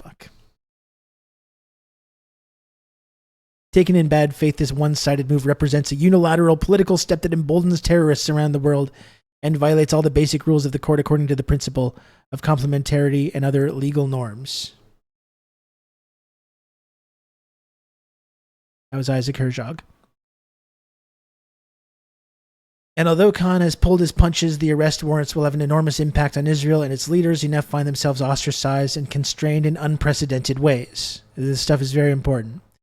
Netanyahu and Gallant will be unable to travel to dozens of countries, including most of Europe, without fear of arrest. European countries in particularly, which purport to uphold international law, will either have to detain them and hand them over to the court, or openly defy their legal obligations. This includes Germany, which provides arms for Israel's genocide while purporting to be a champion of international law.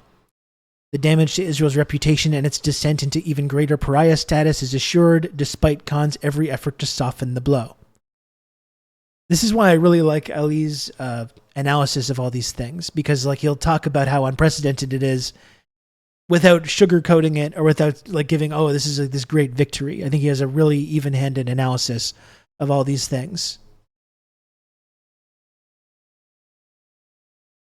The United States, Israel's chief arms supplier and accomplice in the genocide, is also not a member of the ICC, and it will not cooperate with the arrest warrants. But even for a government as heedless of international law as Washington, the leaders of its closest ally being charged by the ICC increases both the domestic and international political costs of supporting Israel unconditionally. Recall that President Joe Biden welcomed it when Khan applied for an ICC arrest warrant against Russian President Vladimir Putin last year over Moscow's military operation in Ukraine. The process of going from today's announcement by Khan to the judges actually issuing the arrest warrants could take as much as 2 months. Perhaps the only important question is whether Monday's announcement will deter Israel from continuing its extermination campaign in Gaza in the meantime. And there's no evidence to support that idea. In fact, if history is any indicator, Israel will probably respond by stepping up its mass murder and its cruelty and criminality as a response, because that's just the only thing they seem capable of doing, because it's just a monstrous genocidal society.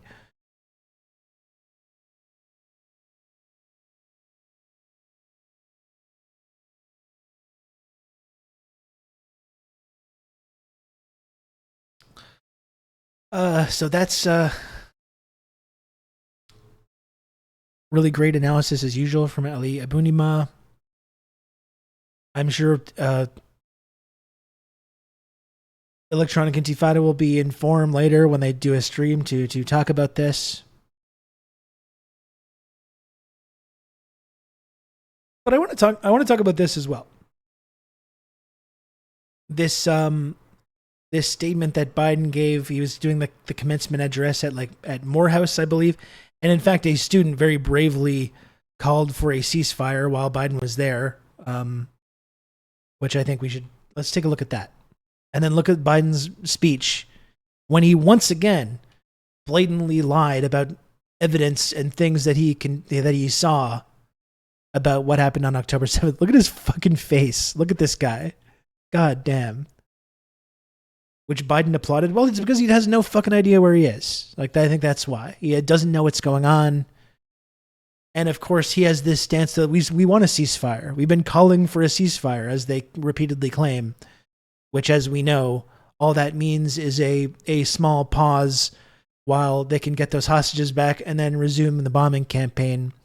And I support a two-state solution as long as every aspect of Palestinian armed resistance unilaterally surrenders and disarms, and then we can carve out this bullshit non-militarized state, which is de facto still governed by Israel. So he claps because he claims to support the same things, even though he clearly does not.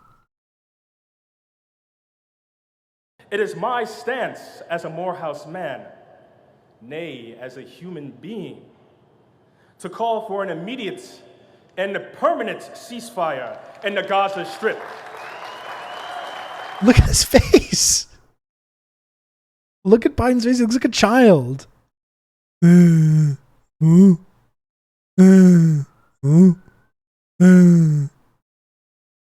Jesus Christ, this guy.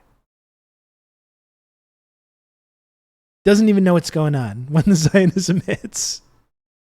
He's pooping.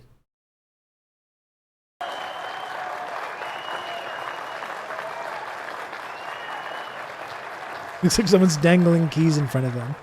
Hear the people of this world. Sing the song of righteous justice. Thank you. It is my... So let's look at Biden's statement here, where he once again told total lies about October 7th as an effort to justify his administration's criminal culpability in the mass murder that's taken place over the last 8 months. And then we can talk a little bit about this. What's happening in Gaza and Israel is heartbreaking. Hamas's vicious attack on Israel, killing innocent lives and holding people hostage. I was there 9 days after. Sent pictures of tying a mother and a daughter in a rope, pouring kerosene on them, burning them, and watching as they died. So that did not happen. This multiple times Biden has done this. Oh, I saw pictures of my daughter More kerosene tied with a rope. Kerosene poured on lit on a fire. That did not happen.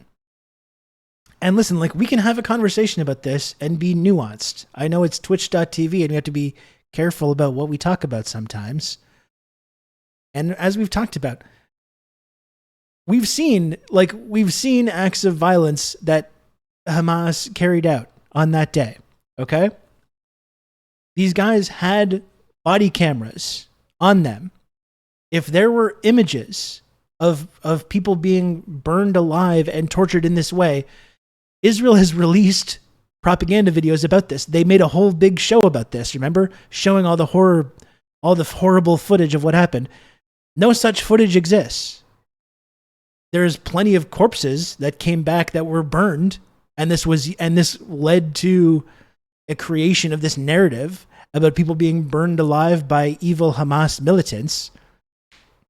But as we now know as well, there was incidents of friendly fire from tanks and from Apache helicopters on that day against cars that were fleeing this music festival. Tanks firing on these kibbutzes, destroying these buildings, using firepower that these guys did not have, with these guys with homemade rockets did not have. And that's been used to create this narrative about Hamas cruelly covering people with gas like Mr. Blonde from Reservoir Dogs and lighting them on fire. No footage of this exists. No pictures of this exist. If they did, we would have seen it. If they did, Israel would not be shy about sharing these images. Again, they put out a whole propaganda movie with all the evidence that they had about the violence that took place, and there was no evidence. There is no footage of this. There is no pictures of this. Nor is there any evidence or pictures of anyone being sexually assaulted, despite that claim that's been going around. Basically, since that time, since that day.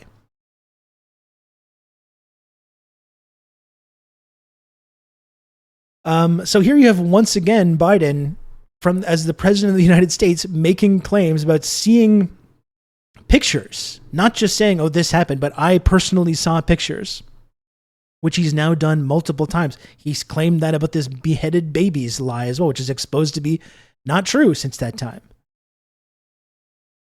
Hamas wearing body cams is simply brilliant, all to counter these shit claims. Yeah, and that's probably one reason why Hamas is responding to these latest developments by being like, okay, let's have an investigation. That's probably why. And listen, like we've talked about, there's evidence that civilians were killed by Hamas on that day. You know, we've seen them. We've seen footage, like the Al Jazeera put out a very good documentary about October 7th that showed a lot of this footage, and some of it is violent, some of it is upsetting. But there's no footage whatsoever of these things that people are claiming about people being burned, about people being sexually assaulted. It just doesn't exist. It just does not exist. And like I talked about, when you're talking about a prison break, people escaping from a concentration camp, you're talking about a slave uprising.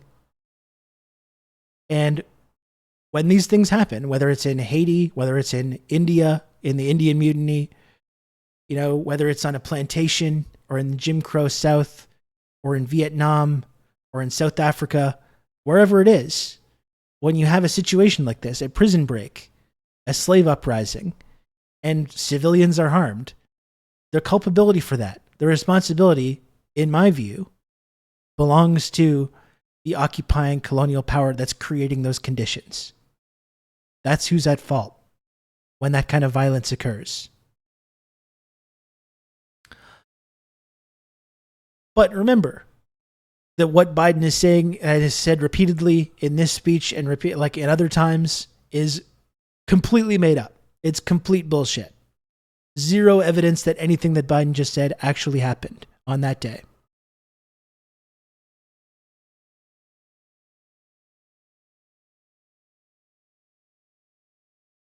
Armed racial shock troops in walled settlements, you know, civilians. Well, I mean, this is exactly why, again, I blame Israel for that violence. It's like It's this whole thing about like all the accusations are actually a confession. The human shield accusation is the number one example of that. That's what those people that live in those communities are. They're literal human shields that are like the second line of defense after the prison camp fence and the checkpoints and outposts outside of the fence. The next line of defense are the people living in these communities. Israel puts them there intentionally.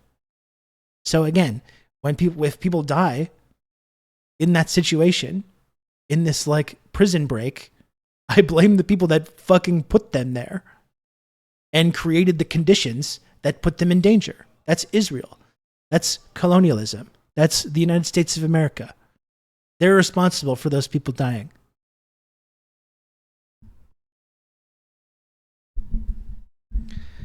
I always get a little weirded out when we talk about this on twitch.tv. I want to make sure I'm very nuanced when we have these discussions and not deny that any violence take place, or pretend that like there's nothing bad ever happens in these kinds of situations.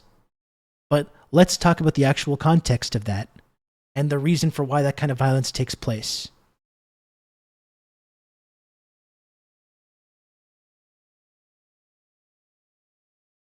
I'm sweating it up over here.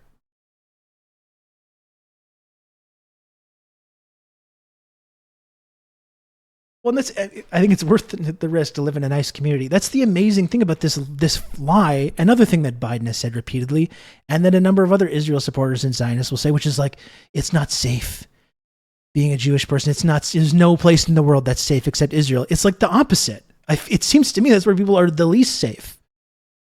I think people like of any culture are, well, depending on the culture, because a lot of cultures are not safe in our society, but it seems if you're going to specifically talk about Jewish people, are far more safe in Canada and the United States than they are in Israel.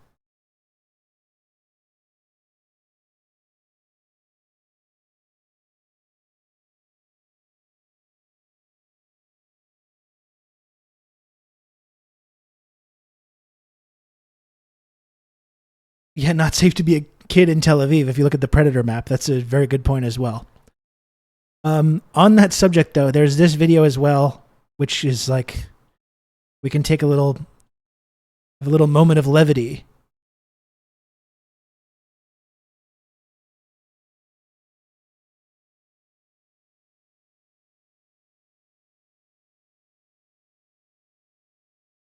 I thought I bookmarked this. Yeah, okay, so this. Little moment of levity here. As a Jew in the world, how am I supposed to walk the streets? Hey everybody, New York Jew here, and today I'm going to teach you how to walk the streets of This New guy York, rocks. okay? Because, you know, some of you might not be feeling safe. So what you got to do, in case you forgot, you take your right leg and you walk forward like that. Then you take your left leg and move like that. And then we're walking. Here, walk with me, walk with me. Let's go try this out. All right, today we are in Little Palestine. As you can see, I'm walking around just fine, all right? I'm around tons of Palestinian people, and clearly as a Jew, so it's all love here. It's all peace and love. What up, baby? What's going on? Assalamu alaikum, man. You doing a video right now? Yeah, doing a video. Yeah, just showing them that's all love out here. That, you know, there's always love for Jews and Palestinians. We don't mess with Zionists. It's a big difference. You want to get some shawarma? Hell yeah, let's do it, baby. Right. Free Palestine all day. I love this guy.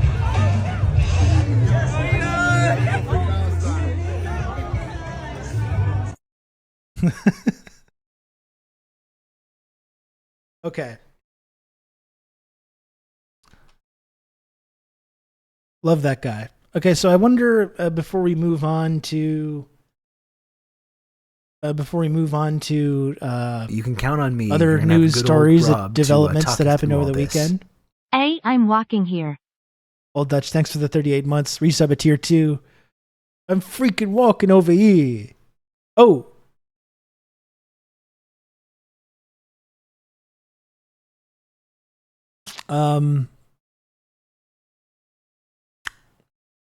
Yeah, I'll see if maybe there's something we can maybe someone by this point has put together some kind of an analysis that we can take a look at.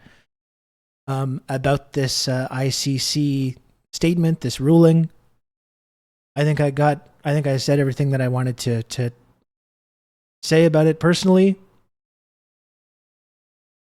I guess before I try to call up some kind of video content, just take a moment to remind people we're 2 hours into the stream right now. I don't really have anything to do today, so I will be around for a significant stream, probably at least 4 hours. But I'll just remind people that if you do enjoy this program, whether it's your first time watching, if you're a new viewer or a lurker, or if you just got here somehow, the Twitch algorithm somehow brought you here, or whether you're a long-time community member, Rob, to talk you through all this. This stream is entire, and this show that I do every day, it's entirely funded by the viewers and listeners and chatters. To talk you through all this. The only way that I'm able to keep doing this show each and every day is if the little number at the bottom of the screen goes up. This is just part of the economic realities of doing a show on Twitch. Very, very blessed and fortunate to be able to make a small living from doing this show, which allows me to continue to do it day in and day out. So if you can, please subscribe if possible. You can support the work that I do on here. You can support the community. You can get access to all the tiny little images available in this platform. You can count on me. You're going to have good old Rob to talk you through some of the very best tiny little images available on all of Twitch, in my view, in my opinion. Last week was a bit of a slog, so I am really trying to see if I can hit my targets this week. So if possible, please do subscribe. It's $5 a month, or it's completely free of charge. If you have an Amazon Prime account, as many people do, if you have a Prime account, you can very easily subscribe via a Prime Twitch sub, which is part of your Amazon Prime, and it supports the work that I do on here, and it supports the community. Once again, you can also gift subs as well. You can gift subscriptions.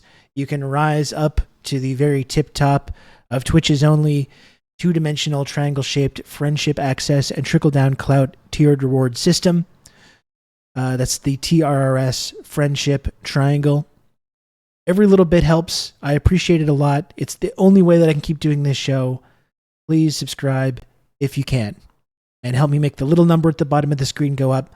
We're a mere 25 subs away from getting to the goal for today. Bleep Lord, thank you for the gifted sub 2 minutes ago. And thank you as well to Diego for 2 gifted subs as well. Diego, really, really appreciate all the support you've shown the channel. Thank you, Diego. Very cool. Before we move on, is there anyone else that would like to support this channel and the work that I do here on Twitch? 25 subs to go. I'm sorry for taking this time to do this call to action. As you might know, it's not my favorite part of having to do this. I would like to have like a radio show where I talked about these issues and I just had like a salary, that would be nice. But unfortunately, that's not the case. No one in my mainstream media industry here in the cursed land known as Canada is really interested in paying me to do this kind of an analysis on like a syndicated radio show or on TV or anything like that. So this is the only place I can really do it. This is the only real place where we can have some of these conversations and have this kind of an analysis. And the only way that I'm able to keep doing that each and every day is through the incredibly generous support of the TRRS community. So please, one final call to action, if you can, if possible. You've just become an elite member of the Friendship Triangle. Please support the work that I do on here by subscribing or gifting subs, like our friend Genghis Han just now, instantly becoming an elite member of the TRRS Friendship Triangle system with that gift of 5 subs. Thank you, Genghis Han. Very, very kind of you, and I appreciate it a lot.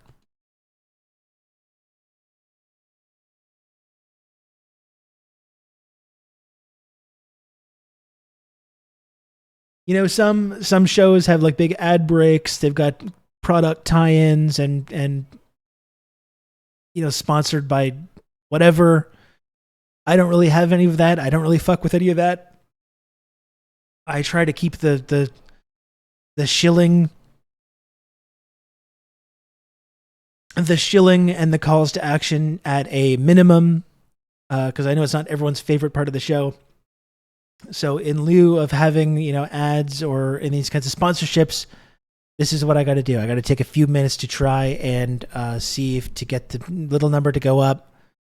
That's the kind of, again, it's part of the economic reality of doing this show. Totally by choice, of course. Obviously, I get all kinds of sponsorship opportunities and I say, no, get out of here. Actually, there's some truth to that. I do get a lot of sponsorship opportunities. What is that food thing? There's like this food, Fresh Eats, Hello Fresh. Is that it? They keep trying to like get me to do like Hello Fresh sponsored content, and I don't want to do any of that shit. I don't like it. I don't like doing ads. I don't like having to think about like, oh, I can't talk about this, or well, I'm going to piss this person off. I'm going to lose my. I don't like that shit. I don't want to do these like gaming things where it's like I'm forcing you to look at me do gaming shit that no one is interested in and trying to sell you on playing these games. You know, I get these kind of offers because I'm not a huge Twitch streamer, but I've got a little bit of an audience. So I get some of these offers. I'm not interested in any of that. I don't like doing that. I don't want to do that. So in exchange, this is what I got to do. This is what I got to do. I got to try and see if I can just encourage people in the community to support the channel via subs, gifted subs, tips, Patreon, bits, whatever it is, you know?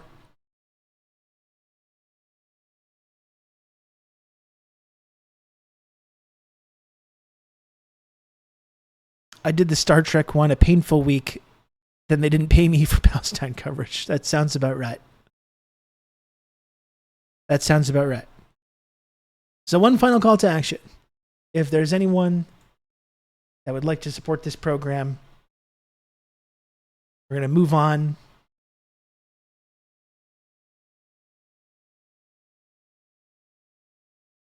We're going to move on. Count on me. If possible, good old please do subscribe to this program. Or support the show if you can. Again, I'm really going to try and hit my targets this week.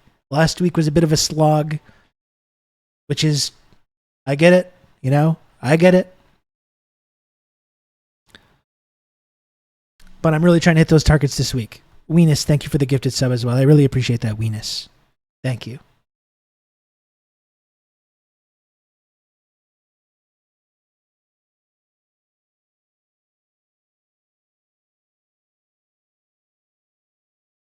I'm very sweaty right now.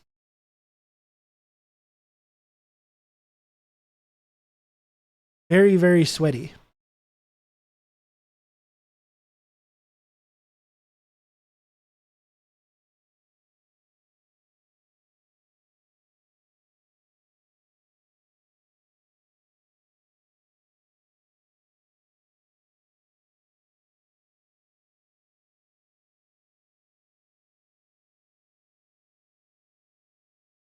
Now, the prospect of the International Criminal Court issuing arrest warrants has come up before during the war in Gaza. On April the 30th, Israeli Prime Minister responded to the possibility of a warrant for his arrest, saying the move would be an outrage. The International Criminal Court in The Hague. That's what I would also say if anyone ever tried to arrest me. This is an outrage. A miscarriage of justice. Doesn't mean you're innocent, though. An outrage. The International Criminal Court in The Hague is contemplating issuing arrest warrants against senior Israeli government and military officials as war criminals. This would be an outrage of historic proportions. International bodies like the ICC arose in the wake of the Holocaust committed against the Jewish people. They were set up to prevent Maybe that's evidence that you should stop doing a Holocaust yourself, sir. Future genocides. Yet now, the International Court is trying to put Israel in the dock. Israel is not even subject to the court's jurisdiction, and it has an independent legal system that rigorously investigates all violations of the law. Oh, I'm sure they're Rather, this rigorously. ICC attempt is an attempt to paralyze Israel's I'm sure they're very rigorously ability to defend investigating. itself. Well, Al Jazeera's senior political analyst Marwan Bashara joins us from Paris now. And Marwan, it's the first time the ICC has targeted a leader close to the United States. The US, of course, now under huge pressure to respond firmly and critically. How dangerous could that be for Washington to attack this court right now? I think it would be quite reckless on the part of Washington, not only because that will undermine its standing or further undermine its standing in the world and compromise its position about human rights and international law. But it also will send the wrong message to the rest of the world that this is a world of might, not right, that international law does not count. And you know what that means. It means that people will start resorting to other asymmetrical, unconventional, unacceptable, illegal means.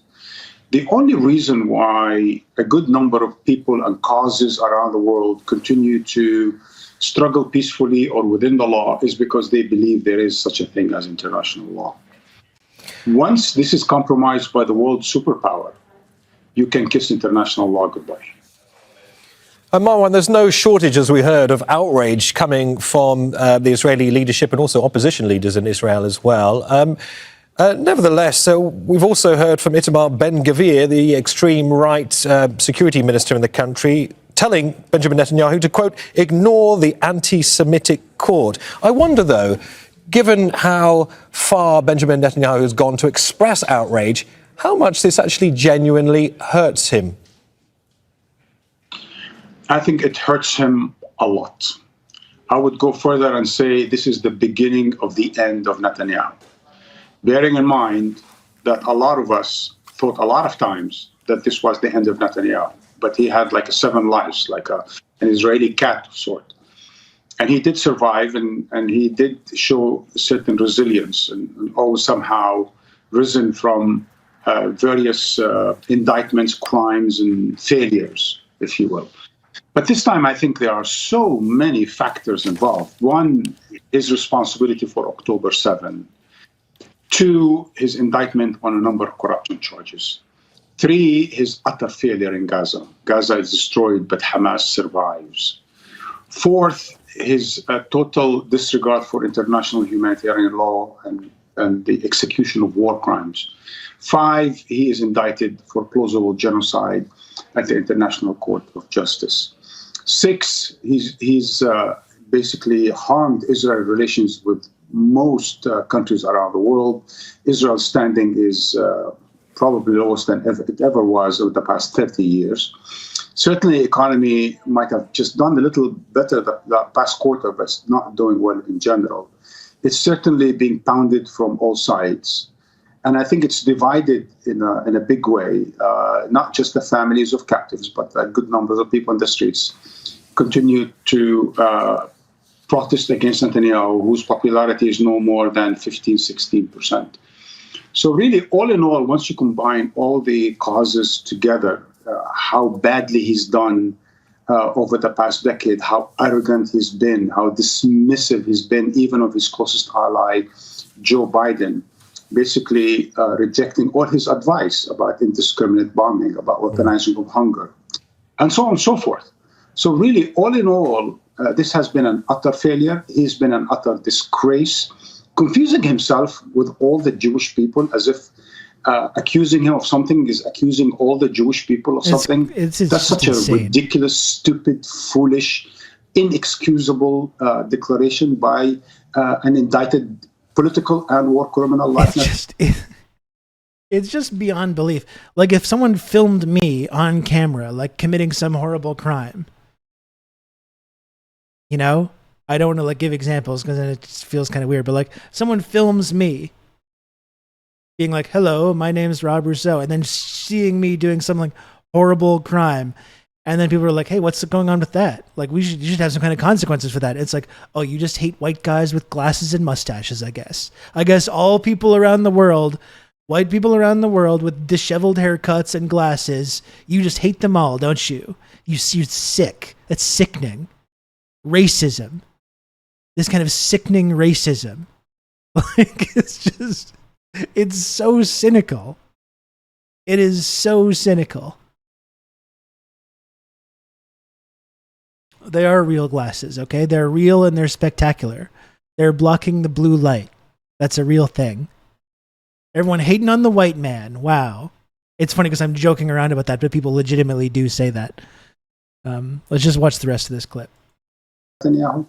So really, in the end of the day, I think the future doesn't look good for him, and I think most of it is of his own making. Right, so it seems to cut deeper than he would like to admit. Marwan Bashar, Al Jazeera senior political analyst there. Thank you. And that's part of it too. It's like that's why I'm not just going to say like, oh, it's both sides, it's bullshit, you know, because just look at how they're freaking out. It's clearly evidence that like they're losing control of this narrative. I think there's an actual value in that.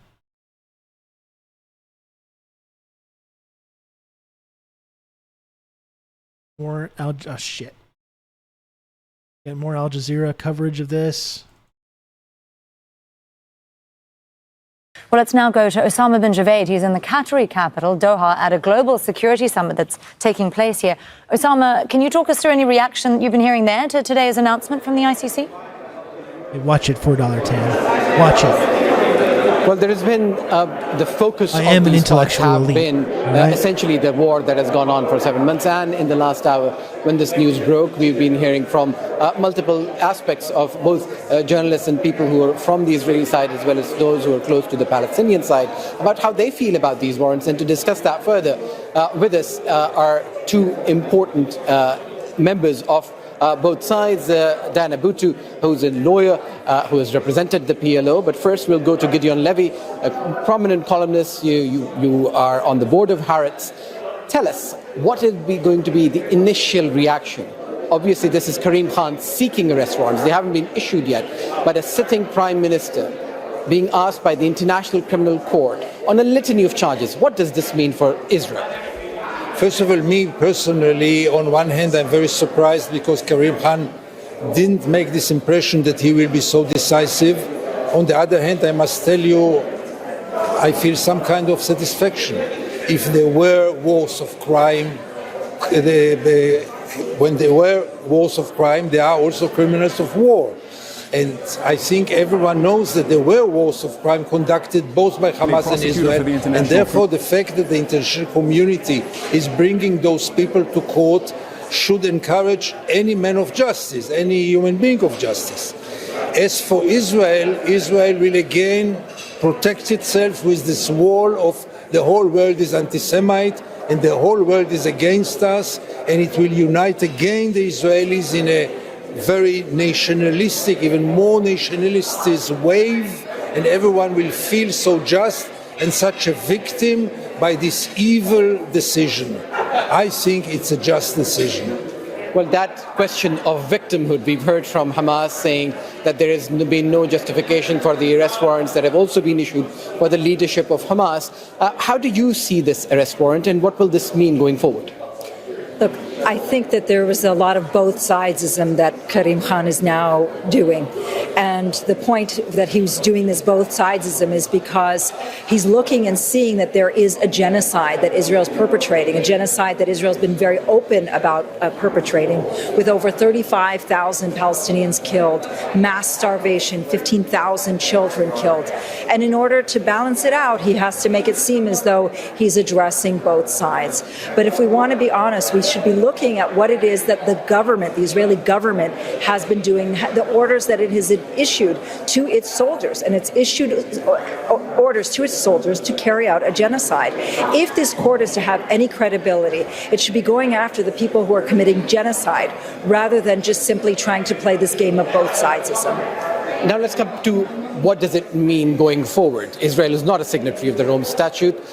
You've heard from U.S. leaders writing a letter, actually, pressuring the ICC. So we're still in the early phases. There is a request for arrest warrants. All the numbers of people killed have stopped ever since all the health infrastructure has been destroyed. Can they be enforced? I don't know if they can be enforced, but you cannot underestimate the effects. the fact that an Israeli prime minister will or might become wanted in all kinds of corners of the world and will be prevented of traveling must have an effect. It's unprecedented. It was never the case, for sure not in a country which is supposed to be a democracy, which considers itself as a democracy. And you have to see the overall picture. It's not one case. It's an overall picture in which the world, the entire world, more and more so, more loudly and more clearly tells Israel, enough is enough. We had enough with you. Diana, same thing to you. Do you really think that enough is the message that is going to resonate in Israel? Because a lot of this is going to be mostly symbolism rather than actual actions on the ground. You're right. It is going to be mostly symbolism. But I do hope that that symbolism translates into something.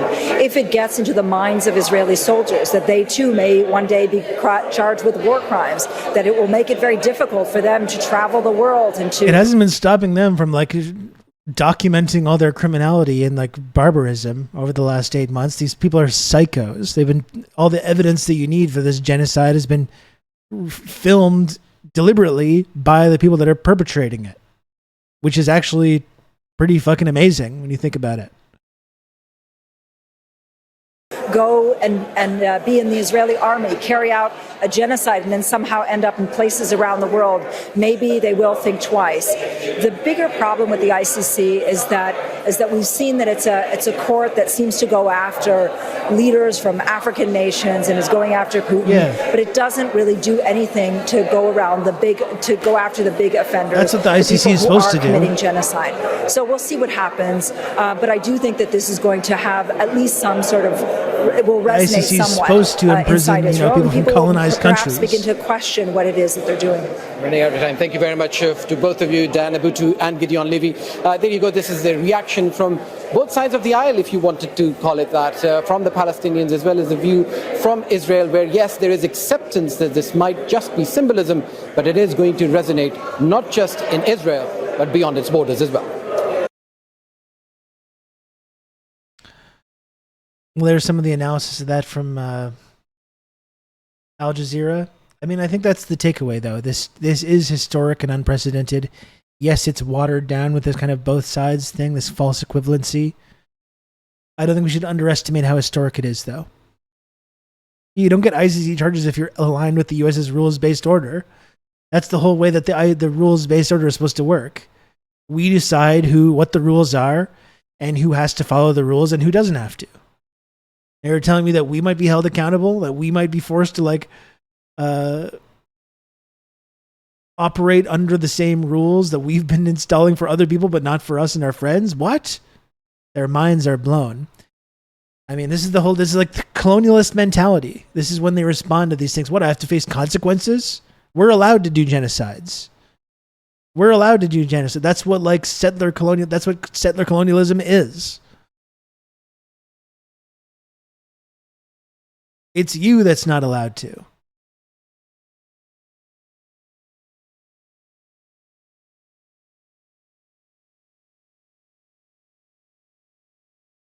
What's this, Onyx?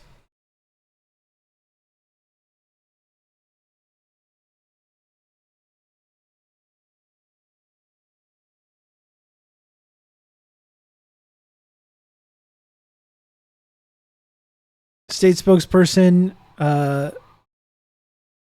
Miller on where Palestinians can seek justice for war crimes.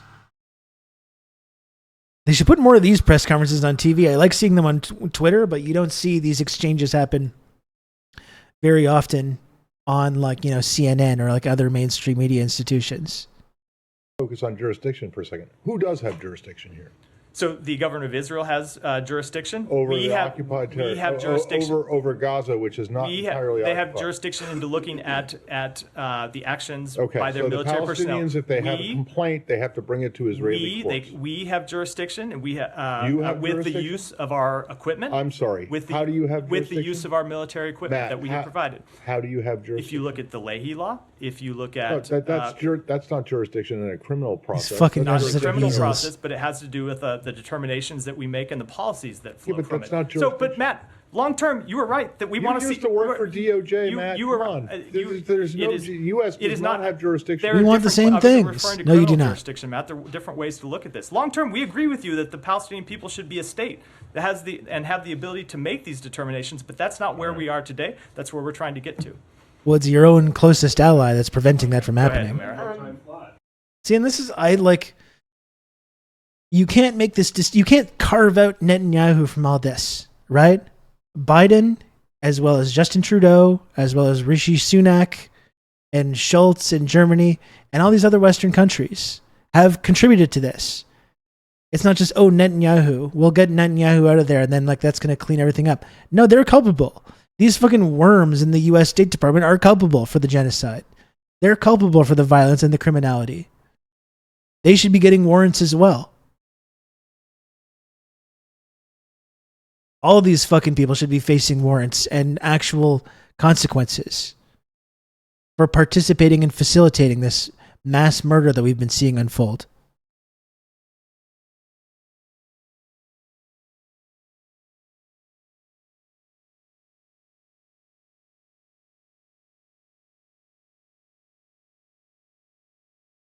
Okay, what else do I have on this?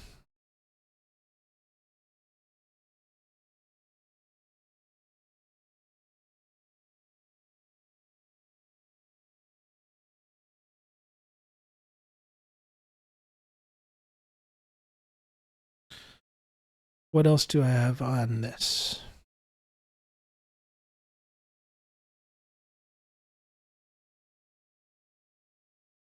Let's see. Well, we've talked about this quite a lot. I might just take a short little break. How about that? 2.5 hours into the stream. I'm not going anywhere. I'm going to try and make it at least 4 or 5 hours today. I got a bit more time on my hands. So I will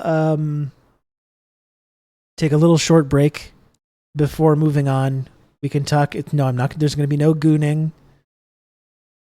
None of that stuff. Okay, I'm just going to get up, going to walk around a little bit, use the facilities before I move on, though. Again, if there's anyone currently watching that wants to support this program, I'm at 19 subs away from the goal. The daily sub goal, which, as you know, is the way that I'm able to do this stream and this show each and every day, which I love to do. The only way that I'm able to do it, though, is if the little number at the bottom of the screen goes up and I can funnel some money upwards to good old Jeff Bezos. So again, if you've enjoyed watching today, if you like being part of the community, if you like the analysis and the conversations and the coverage and all the stuff that goes on this channel, please subscribe if you can, if possible. Help me make the little number go up. And you can help keep this show on the air.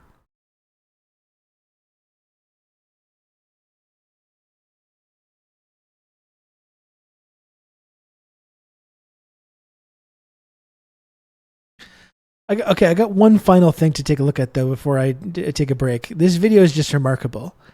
And it is really amazing, trying to make some equivalence between the Israeli army and Hamas.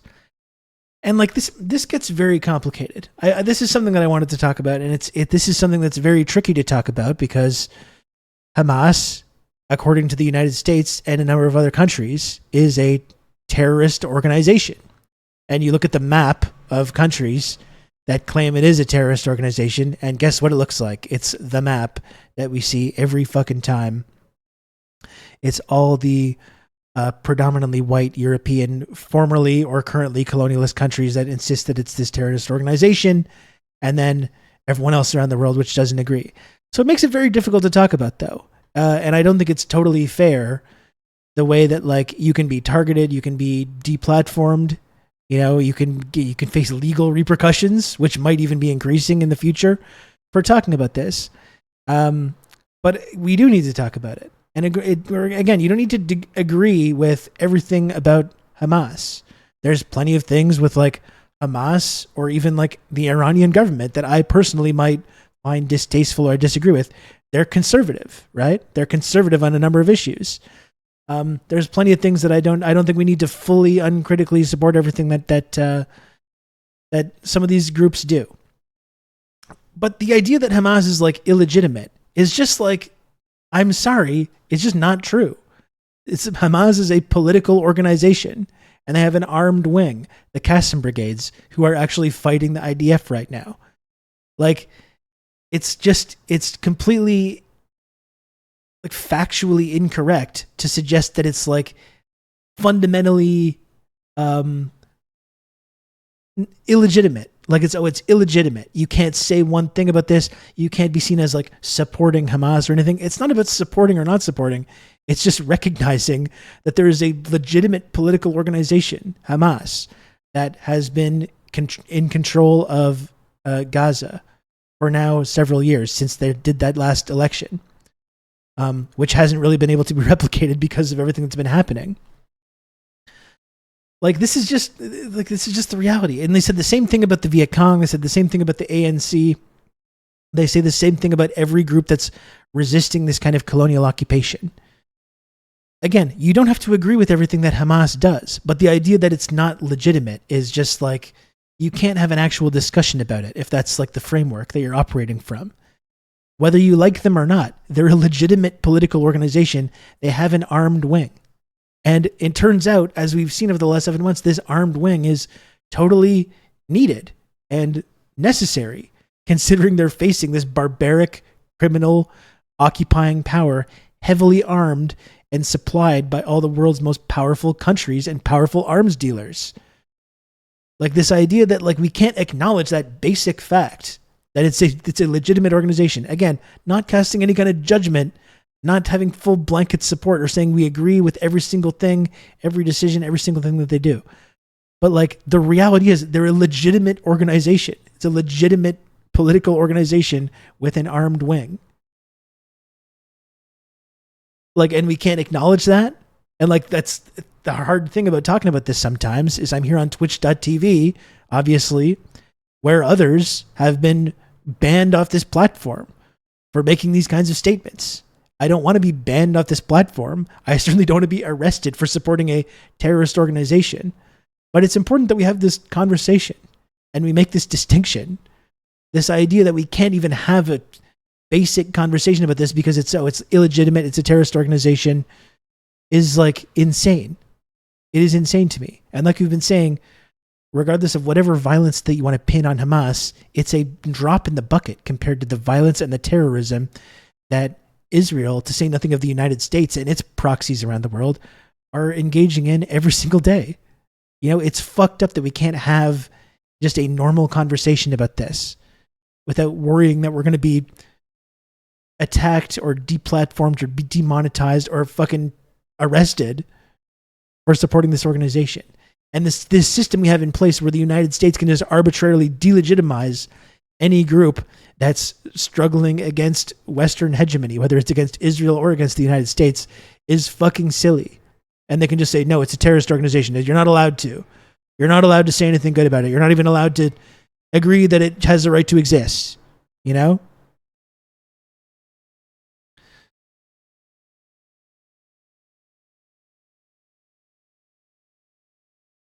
For a second, I forgot this website is owned by a bourgeois liberal billionaire. I mean, it's very silly. And I appreciate that on Twitch we can have more nuanced discussions that aren't found on mainstream media. You know, we've been talking about this for, I mean, not only 7 months, but in the months prior to that as well. We're not Johnny come latelys to this situation. We've been talking about this for quite some time.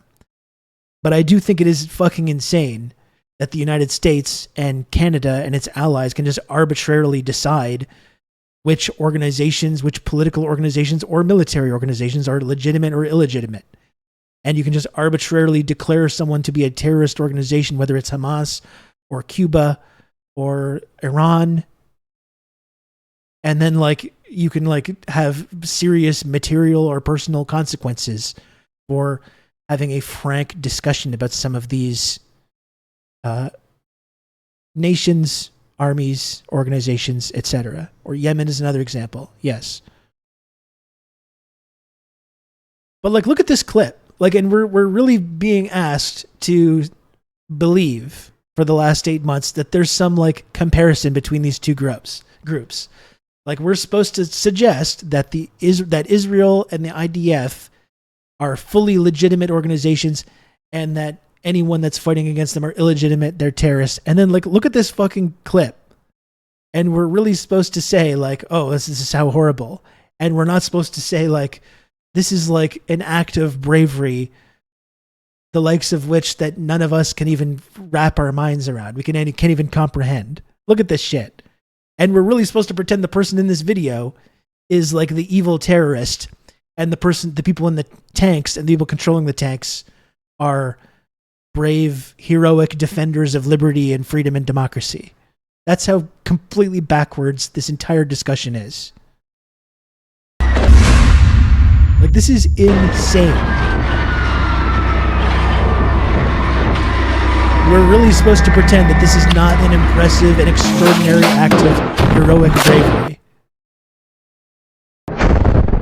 Can you even comprehend the bravery and the courage that this takes? Like, if we were to see this person's feet, I don't even know if this person is wearing boots or if they're wearing open-toed sandals. Like, and we're really supposed to look at this footage and be like, the person in the tank is the brave, heroic defender of freedom and democracy, and the person walking up to the tank and with their bare hands placing a homemade explosive on it is the evil terrorist. Risk Inverse, thank you for the gifted sub. I really appreciate it.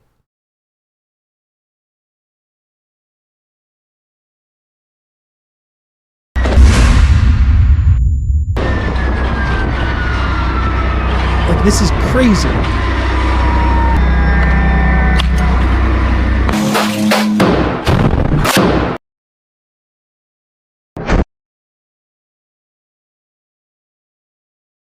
Absolutely crazy. Walking up to a tank with your fucking bare hands.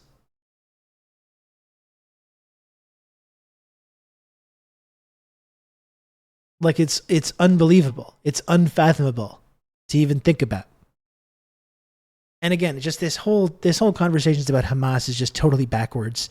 Once again, in case there's any confusion about this, it's not about saying I blanket agree with every single position that this group takes, whether you're talking about the Iranian government, whether you're talking about Hamas or Ansar Allah, or going further back in history, the ANC, the Viet Cong, whatever.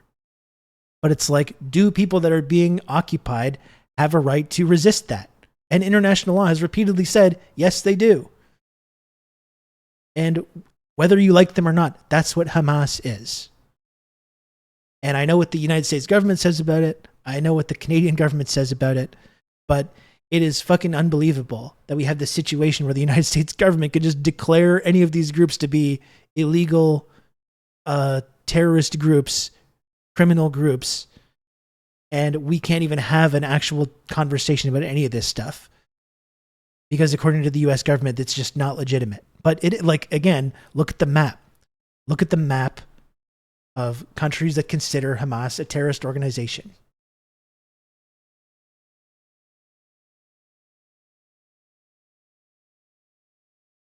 Guess what it's going to look like?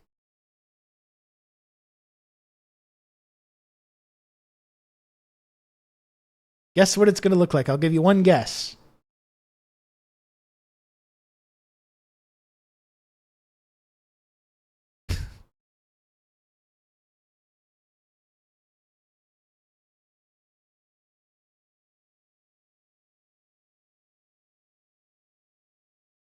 Guess what it's going to look like? Yeah, it looks like that. That's who recognizes Hamas as a terrorist organization and who does not. And you will see this map time and time and time again. And as I've talked about many, many times, with whatever geopolitical issue you're talking about, whether it's Ukraine, whether it's Palestine, Hamas, whether it's Taiwan, you will see this same map over and over and over again. And when you are living in the West especially, and you find yourself agreeing with the people, in this case on the red part of the map, it's time to do a little bit of self-reflection and self-criticism and ask yourself some critical questions about exactly who you're supporting by taking this stance. I think Israel and Hamas are both bad. I think America and Israel and Iran and Russia and China are all bad. It's all bad to me. Oh, that's very brave. That's a very brave stance.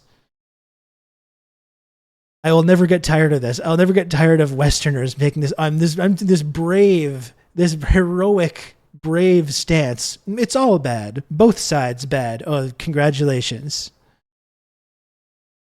Congratulations.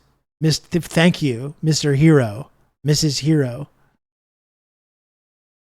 Good Lord. It's just like so stupid. But I think that, like, I'm sorry, we have to have a conversation about this. You can't say anything about Hamas. You can't even say Hamas is legitimate. It's a terrorist organization, don't you know? Well, we can't live in a world where the United States can just arbitrarily decide whoever is a terrorist organization and then operate as if that's like some legitimate thing and say that's now the definitive stance. Like, no, I'm sorry, that's bullshit. And we need to be able to have nuanced conversations about this, whether it's here or even in our media. And the fact that people have been banned from this platform for making this case is fucking insane. Thank you, Mr. Centrist Hero, the brave centrist heroes. We can get into some of this with the Iran stuff as well. Anyway, I wanted to take a little brief digression to talk a little bit about that before we moved on. Now I'm going to actually take that break almost 3 hours into the stream. Once again, though, if you can, please subscribe. I'm sorry to annoy you. I'm sorry to bug you. Okay? I'm sorry. I apologize. But if you can, please subscribe. Help me make the little number go up. Help support the work that I do here on Twitch if you like this kind of conversation and analysis. The only way that it's able to exist for now, until someone notices and mass reports me fraudulently for being a terrorist sympathizer or whatever it is. For now, I'm still allowed on this platform, and the only way that, you know, I'm able to continue doing this show and having these conversations is if the little number at the bottom of the screen goes up. I don't like it any more than you do, but if you can, please subscribe or gift subscriptions or whatever you can do. You help me make the little number bottom of the screen go up. And I'm sorry. I'm sorry for asking. I apologize. If the number can go up a little bit more, then I can be free. I can take a little break. Maybe we can crack 20 subs before the break. That's a pretty decent deal. Crack 20 subs and then allow a streamer to go to the bathroom. That's nice. You can count on me. You're going to have good old Rob to talk you through I think all that's pretty fair. From the river to the sea, both sides are part of the problem. Thank you, Diego, for your bravery. Thank you for your bravery. And Comrade Bushy, thank you for the gifted sub as well. Very kind of you. I really appreciate that. Some real brave stances being thrown around.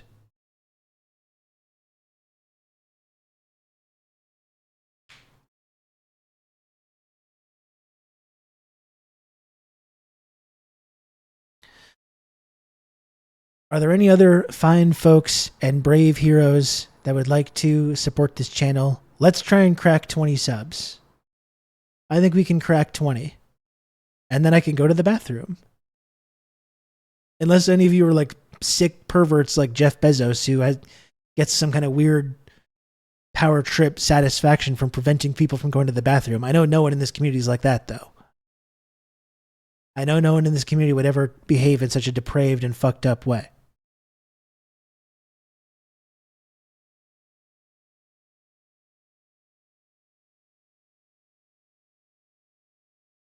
You can count on me. You're going to have good old Rob to talk you through all this.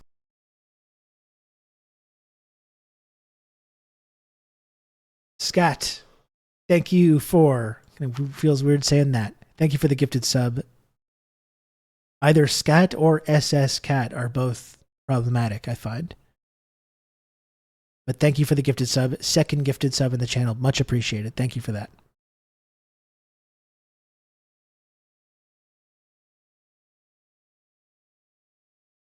Oh, I don't have that. $4.10. That's not true.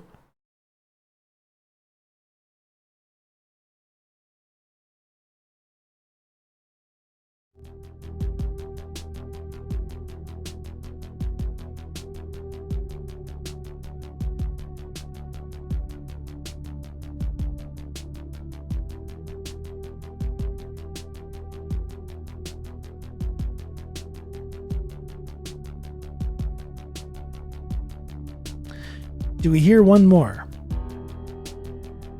Is there one more brave hero that would like to support this channel that you're watching right now? And then I can take a little break.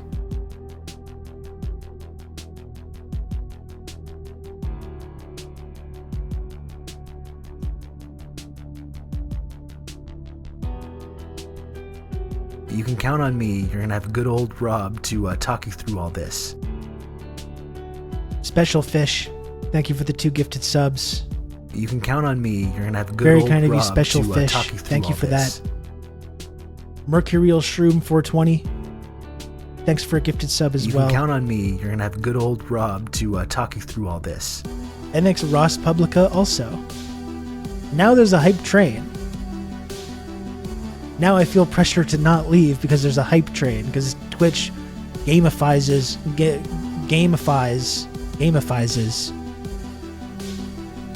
Twitch gamifies this whole thing. It colonizes my brain.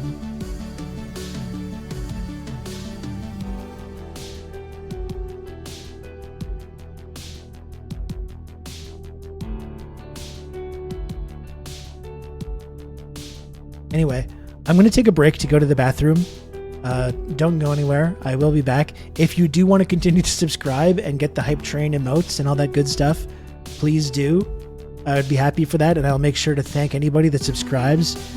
But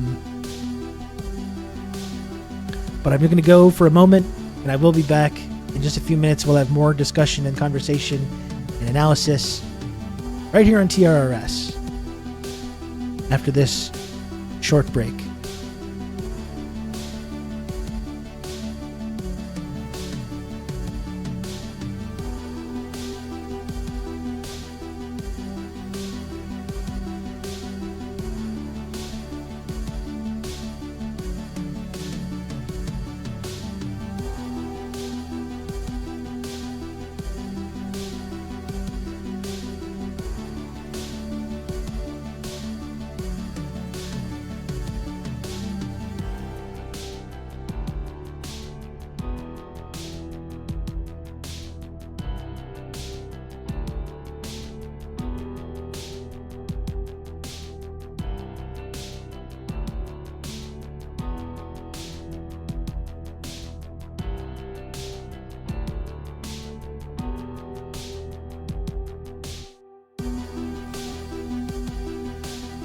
You can count on me. You're going to have good old Rob to talk you through all this.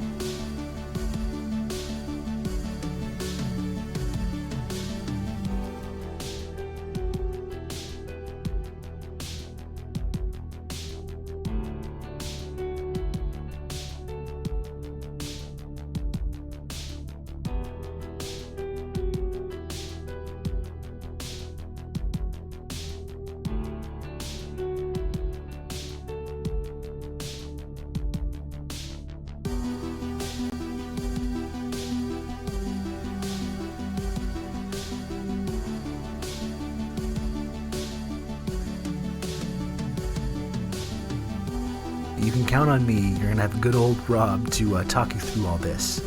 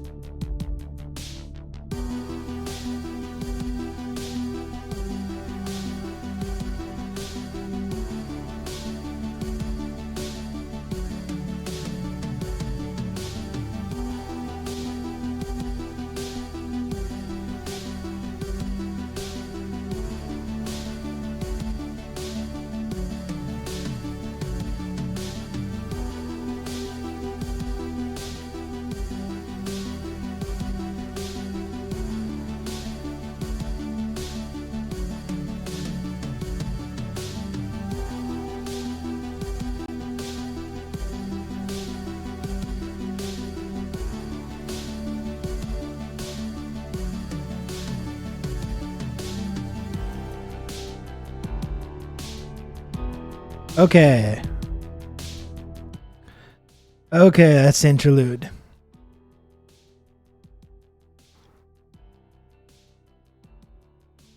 I saw Bon Bon gifted a sub. Thank you, Bon Bon. Appreciate that. And Godzone Drunk as well. Thanks for the 19 months of Prime. Thank you for that. Very cool.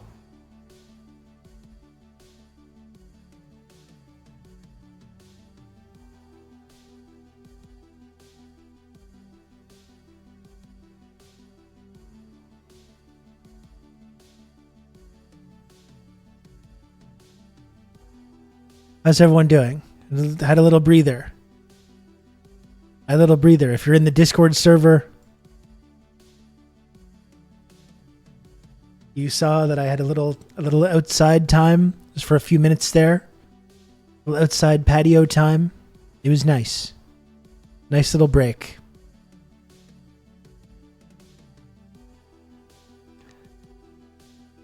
I think it's funny that people... Sean says, I think it's funny that people aren't donating subs. Actually, I'm glad they aren't. Well, Sean, they are. Look, 25 out of 35 subs. What more do you want? Like, unlike Sean, folks, chat, I have confidence in you. Unlike Sean, I have confidence that those final 10 subs are going to come in sometime over the next 90 minutes or so. Sean might not believe in you, but I do.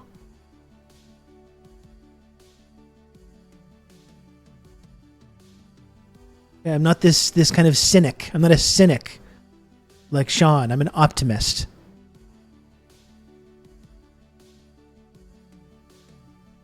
Feels like some kind of good cop, bad cop.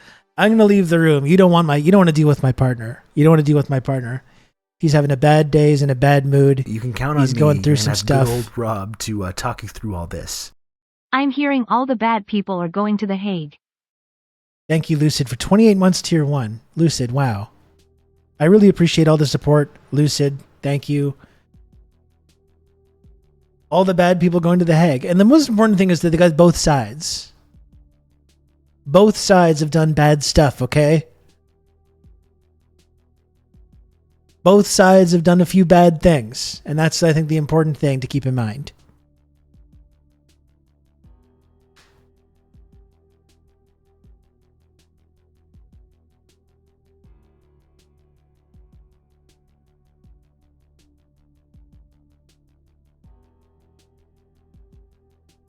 Everyone's just as guilty, okay?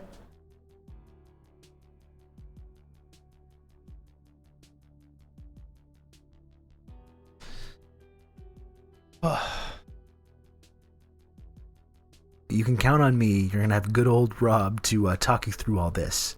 I give an officer. Man gesturing okay. Redispi, thank you for the 15 months of tier 1. Thank you, Redispi. I appreciate it. Very cool. Look at that. Once again, Sean's cynicism is being... It's like that. It's like the scene in The Dark Knight, right? The Joker. That's Sean in this analogy. He sets people up with this big, convoluted sort of game, and he believes that like the man's ultimate cruelty and callousness is going to be revealed, right? But Batman, that's me, believes that people's goodness will shine through. And the Joker's thesis that everyone's just one bad day away from committing horrible violent crimes. Batman doesn't believe. Batman believes in people's fundamental goodness. Remember that? Sean's out here looking like a fool. Exactly.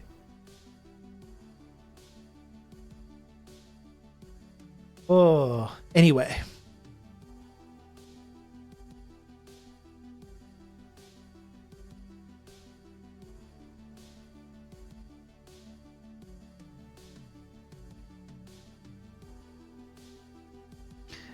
Anyway.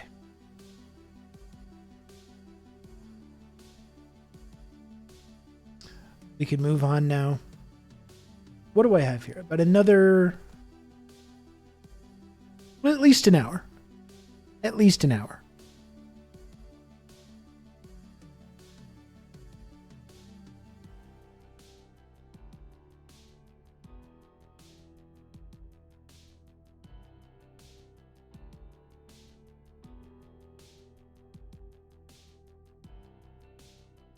That outside time was nice.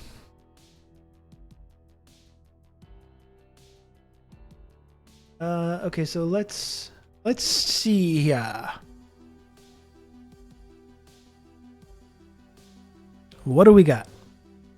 We simply use the computer to mark up the size of the account. Anus, it's our old friend Anus Beard with 119 bits. Thank you so much to one of the original valued community members, Anus Beard. My last bits in between debit cards. I left old one in a gas pump somewhere. Happens to the best of us. Very much appreciate the reappearance and the 119 bits from our good friend, Anus Beard.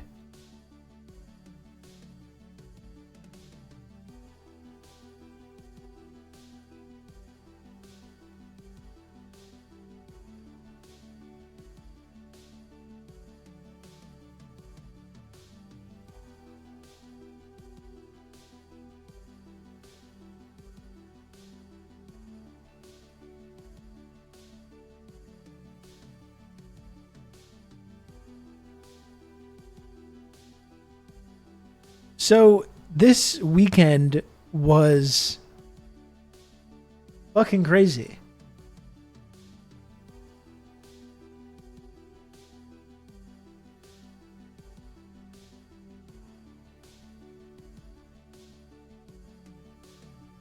With this story that began yesterday of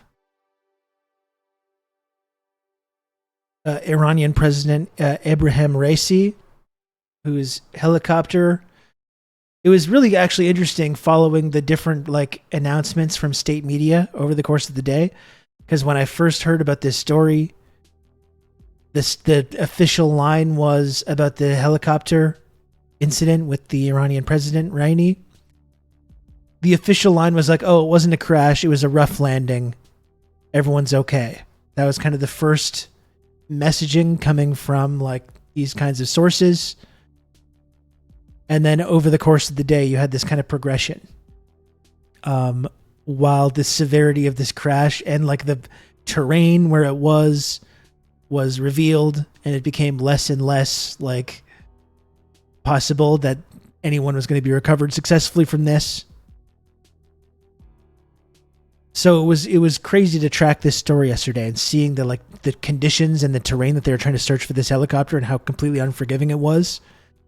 And listen, and I will totally cop to this. It's really difficult in this moment with everything that's going on.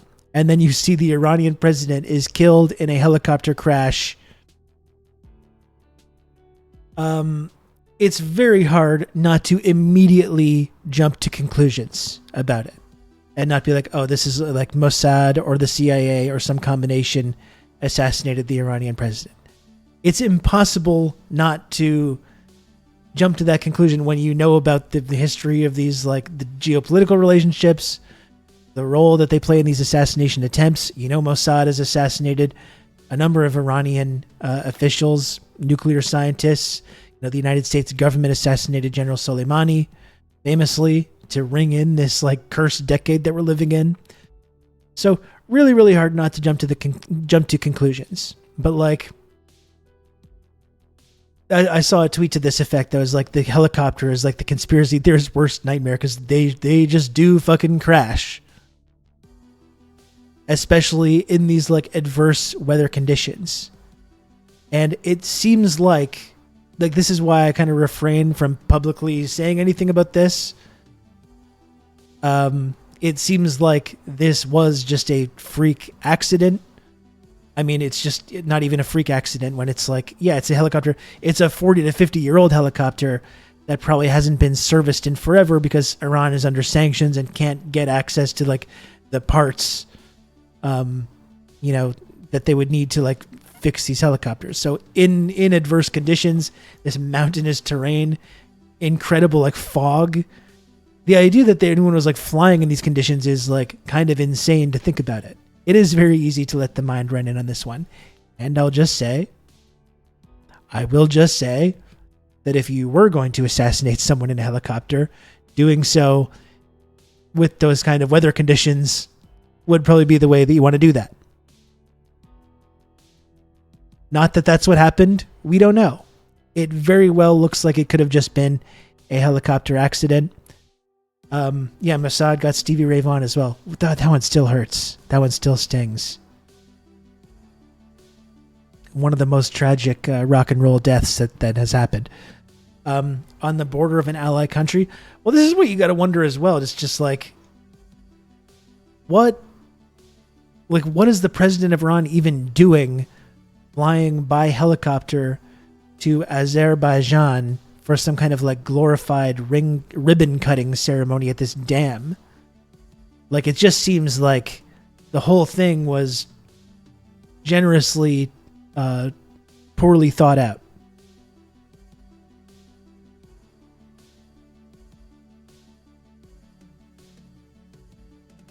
Sounds like basic diplomacy. Well, maybe yes, but like with everything that's happening right now, with the genocide in Gaza right now, Iran's role in the kind of like axis of resistance, and the combination of that and these like terrible weather conditions that they were flying in, the whole thing just seemed kind of like ill-advised.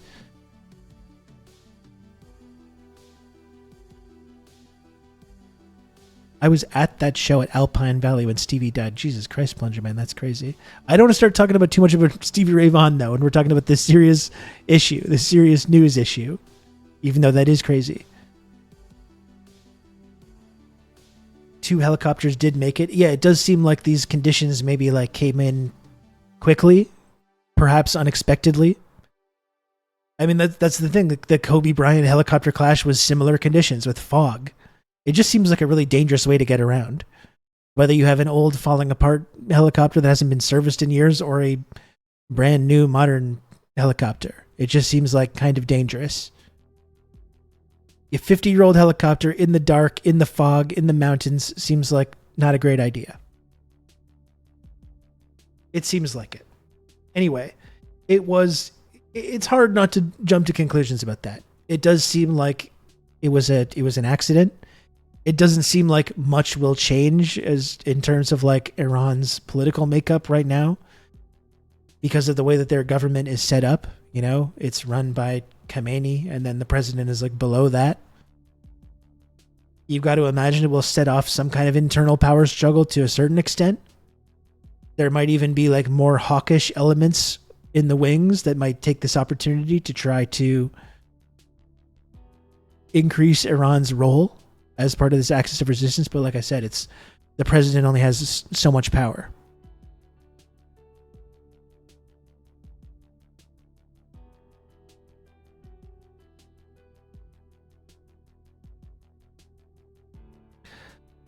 But it was really just a crazy day of following this coverage coming in. And I saw people kind of like celebrating it too as well. And it's just like, you can say what you want about Iran. Again, there's plenty of things that a like secular, progressive Canadian man might criticize about like the Iranian regime. I don't really think currently with everything that's happening with Israel and Iran's role, one of the only countries right now, one of the only countries in the world meaningfully doing anything to constrain Israel's like nonstop criminality. They're certainly doing more than the US and Canada who are supporting it. They're doing more than any of these like Gulf state allies that are neutral. Like Iran is doing more than anybody. So I don't really see the point of like being like a Westerner and being like, oh, then like and like celebrating it. And it's being, oh, it's all bad. Iran's bad. Israel's bad. You know, I don't personally really agree with that. I don't really get that. I'm kind of like, yeah, I'm in the Kwame Ture mentality, right? That the Kwame Ture quote has been a valuable guideline for me for now multiple years. You know, if I'm the Imam of Mecca and American imperialism is fighting the devil, I'm on the side of the devil. I think that's been very useful for me to navigate these kinds of conversations. Oh, you can't support Russia. You can't support Iran. You can't support DPRK. You know? Oh, no, you can't be seen supporting these regimes, Venezuela or Cuba or fucking wherever. Well, I think you can. And like I said, no matter what you want to say about Iran,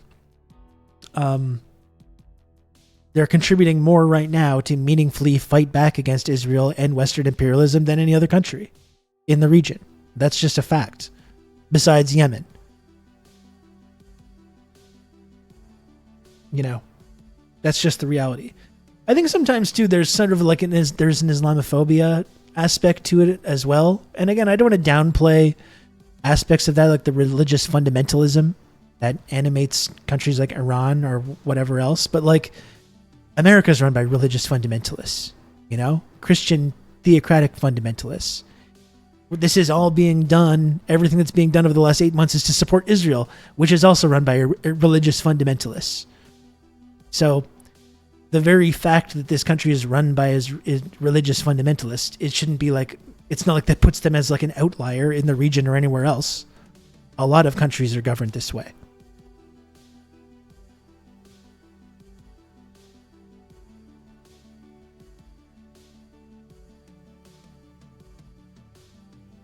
Yeah, but that's the thing, Sean. I don't know if there is actually any destabilization that's going to happen. They're going to have other elections. There will be a new president. But ultimately, I don't think much about Iran's geostrategic implications are going to be changed all that much by this. Nevertheless, it was a crazy story, and it was crazy to watch it develop.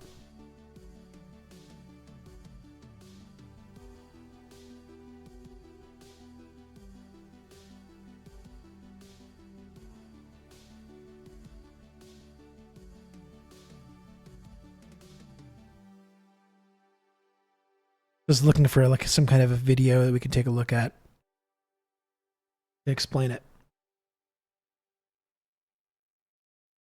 Not unless the West think now is the time to invade. Well, it's like they're still going to get owned regardless of who the president of Iran is.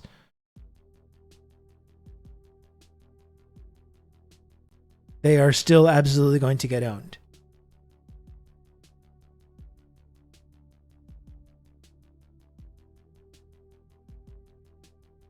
The West still has some ability to fuck around in Iran. There was that one terror attack a few months ago. Yeah, the ISIS terrorist attack. No, I know. And that's exactly why as soon as you hear Iran president killed, helicopter crash, it's impossible not to start thinking about possible, forces that might be responsible for that.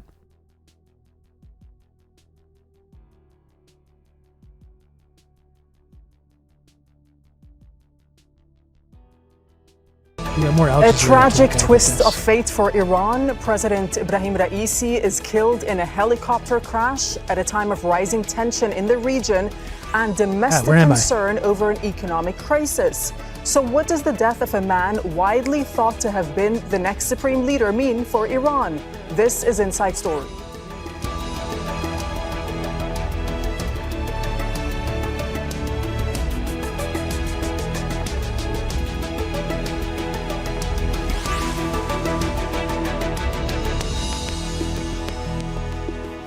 Hello and welcome to the program. I'm Darine Abougeda. Ibrahim Raisi was widely believed to be on track to shaping Iran's future for years to come.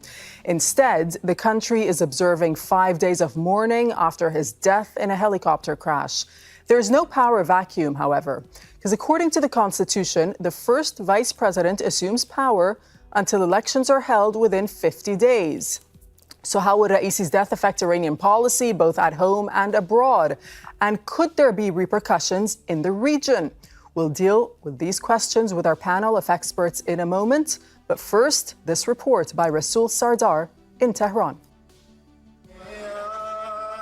Shock and disbelief in Iran after a helicopter crash killed President Ibrahim Raisi, his foreign minister, and 7 others.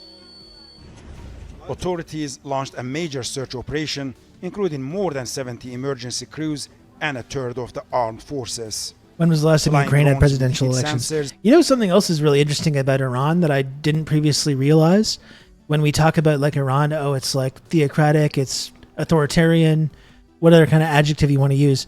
Iran actually has one of the most comprehensive and robust social safety nets, like in certainly more than what we have here, in terms of social safety nets. It's actually kind of amazing when you read about like the actual, like what programs are in place.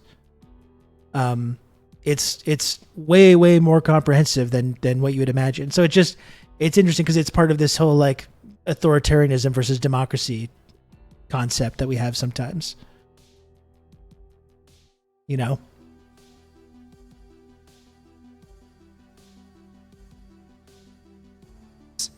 Driving through thick fog and scoring the You can take a look at that mountainous after, because area it's of genuinely northern quite Iran. interesting and When they eye-opening. eventually located the crash site, there was no sign of life in the wreckage. Typically fog, low visibility, rain, possibly snow, they're saying. That combined with a helicopter flying in very rough, mountainous terrain is really a recipe for disaster. Raisi's death comes at a time when regional tensions are running high. The Israeli army is bombarding Gaza in retaliation for an attack by Hamas fighters in October.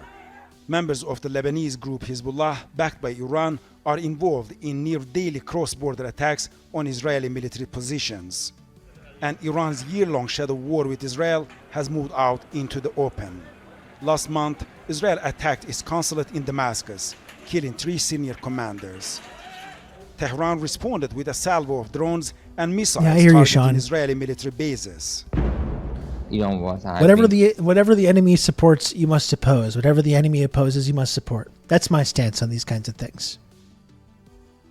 When Iran is like one of the only countries in the region that's actually supporting this axis of resistance against not just Israel, but like Western imperialism in general, now that to me is not the time for all your withering critiques of the regime, or to say like it's all bad. I stand with the working class, and that doing that kind of a stance. That's, to me, that's not the time. It's not the time or the place to be making these nuanced, principled arguments.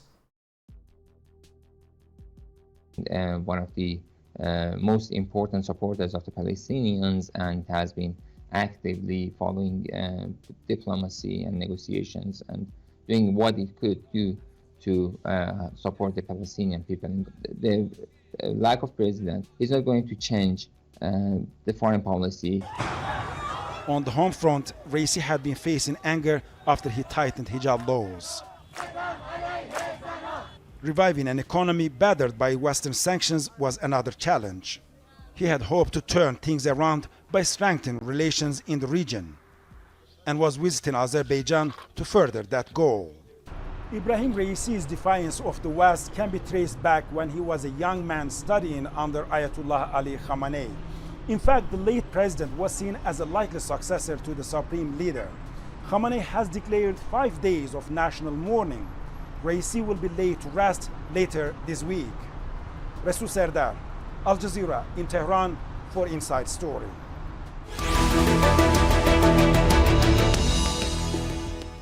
Okay, let's look deeper into what this new post-Raisi era could mean for Iran with our guest. Joining us from Tehran, we have Mohammad Marandi, who's a professor at the University of Tehran and also a media advisor to the Iranian negotiating team during nuclear talks. In New York, Roxanne Farmayan is a professor at Cambridge University in the UK and Middle East security specialist. Joining us from Washington, D.C. is Trita Parsi, who's the executive vice president of the Quincy Institute for Responsible Statecraft. That's a U.S. think tank. Welcome to you all. Thanks so much for your time. Mr. Marandi over in Tehran, you're someone who personally knew Ibrahim Big Marandi guy. What's the mood like in Tehran right now with the news of the death of the president, the foreign minister, as well as their companions?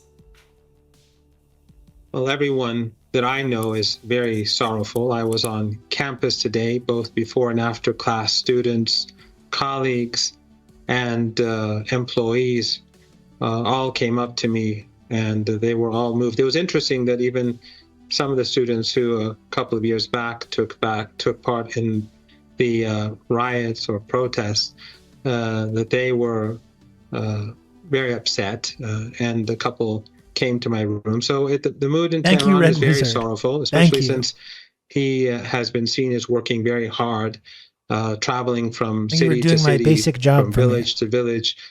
He's constantly on the move. He's constantly been on the move, and usually he goes to deprived areas where people are impoverished and where people have been held back for a host of different reasons. And therefore, especially among people with the working class or those who are more disenfranchised, he has always been very popular. But I think the mood has been very sorrowful over the past 24 hours. And many of his key political opponents in Iran who've been very harsh towards him, both online and offline, they've also expressed shock and dismay. And he is a very friendly, humble person, and that has made him very popular as an individual. What are your concerns, if you have any, about the accident itself? I do not think at this stage there's any reason to believe that there is foul play. Of course, there will definitely have to be an investigation. There are questions. They may have very legitimate answers, but it does seem that when the helicopter took off, the weather was good, and then it entered a very bad weather. There was heavy rain. There was heavy fog. That does not look good. And there was a sudden change in weather too. And You don't want to be on the other end of that. The weather in Iran has been very different from previous weeks. Usually this time of year, we don't have rain or snow in the mountains, but the last 4 weeks has been very different from previous years. Roxana in New York, how would you describe President Raisi's legacy? Well, I think, first of all, he was tipped to possibly follow the supreme leader, Khamenei, who is 85 years old, and his succession has been a subject of some debate and preparation, and I think we can see that Raisi was Mossad fired up the weather machines. Listen. We don't need to go too far into crank territory. There has been speculation and reporting about certain intelligence agencies working with kind of cloud seeding and weather manipulation and that kind of stuff in the past. It doesn't mean that it's true. It doesn't mean that I believe it, but it's something that's been talked about before in the past. That's all. That's all I'm saying. Much let's move on. Cultivated. Forget I even said anything about that. As a possible successor, his Forget I said anything. credentials are very much ones we can see as both loyal to Khamenei and also having proven himself to be strongly repressive at the time of the uprisings and protests of the Women Life Freedom movement. So I think he was I think that's kind of interesting to talk about that. I mean, I remember we spoke about that with Sina like last year when that was going on. You know, talk about repression that was going on. Was there oppression? Wasn't there? I mean, number one, I think when we see similar movements happening in America and Canada, they're met with repression. We're seeing the student movement for Palestine being met with repression right now. So that's something that gets used to like delegitimize or demonize places like Iran or Cuba or Nicaragua or DPRK or China or Russia or wherever, while we totally ignore it. Then when we do it, there's also the case, and this is also related to places like Iran or Cuba with the SOS Cuba stuff, or Nicaragua. You had powerful Western interests that were backing those protests, and that's not a conspiracy. That's just a fact.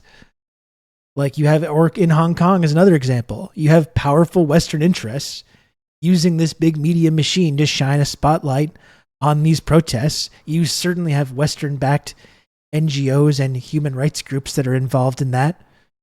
So in that context, when you see places like Iran engaging in repression, Georgia's another example right now, exactly, Blueberry. When you see them engaging in this kind of repression against these movements, which, while I'm certain do have a certain democratic legitimacy, I'm not saying they're completely illegitimate, are clearly openly being backed by Western interests as well. And that leads us to the question of, like, what right do countries have to defend themselves when Western interests are using the media and the NGO complex and like things like the U.S. aid and the NED and these kind of institutions to destabilize other countries? Do places like Iran or China or whoever else have the right to, or Nicaragua or Cuba, do they have a right to defend themselves against that? I think they do. But just interesting conversations that come up when you talk about these protest movements and the kind of repression that they're met with in these countries. Leader politically of a ideological turn that has been conservative to the extreme and very much within the inner circle of Khamenei's. Trita, as per the Iranian constitution, Iran's first vice president, that is, Mohammad Mukhbar, now assumes the interim presidency, and Ali Bakri is to take over as the interim foreign minister. What can you tell us about these two men that will be taking up these posts, at least in the interim? So Mukhbar is first vice president from the city of Dasful in Khuzestan in southern Iran, former governor or deputy governor of the Khuzestan region. What constitutes self-defense? Banning Western-backed media organizations, banning Western-backed NGOs that have a documented history of playing these kinds of roles, passing security laws like what happened in Hong Kong. I think this is all legitimate. You know, and there's a line, obviously, no one wants to defend like brutal or vicious state violence, but I do think there are certain things that like we should understand that is a genuine like security interest when we talk about these countries and the role that the West plays in promoting, financing, and propping up via the media these domestic protest movements. And will, of course, only be in charge for the next 50 days because the Constitution calls for new elections within 50 days, which is, of course, going to be quite a challenge for the government, given the apathy that the population showed by and large when it comes to the parliamentary elections that were just held very, very recently. Another kind of, and sorry to keep interrupting this like analysis, but that's another thing that comes up often when we talk about some of these countries. Again, whether it's Cuba, whether it's DPRK, whether it's Iran, these oppressive regimes are in place. How can you possibly defend that? These repressive regimes that have been in place. Okay, well, like, where did these regimes come from in the first place? And you will see time and time again, these regimes emerge from the overthrowing of a brutal, vicious, Western-backed dictatorship. Numerous examples of this. And some of these like repressive institutions or tactics that are used are pretty legitimate when you consider the fact that like these countries literally do have to protect themselves from these Western interests that were backing the vicious dictatorships there previously that want to destabilize and overthrow them. And they have to take steps to protect themselves from that. This is like that siege socialism concept that Michael Parenti talks about a lot. Like when you talk about the Soviet Union, right? They needed a KGB. If they didn't have a KGB, there would just be the CIA running roughshod over them and overthrowing them. They need to have this state infrastructure in place to defend all these revolutionary gains that they fought and bled for. You know? That's why often there are repressive rules that are put in place to protect themselves from this. Because there's a legitimate threat. DPRK is a great example. Because you had the United States of America engaged in genocidal mass murder in Korea in the 50s. They killed 2 million people. Destroyed the entire country.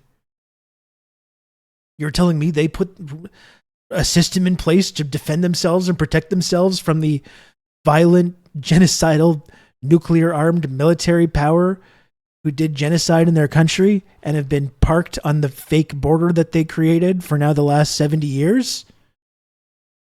Aiming missiles at them and engaging in like military exercises right on the border? You're telling me they have to put a system in place to protect themselves from just that? Really? Wow, there must just be like just inherently authoritarian robots, basically. That must be the reason why they have these regimes that get put in place. Like, this is what people want to do. They want to just ignore imperialism or pretend that it doesn't exist or pretend that history didn't happen, when they make these kinds of criticisms. And I find it really frustrating.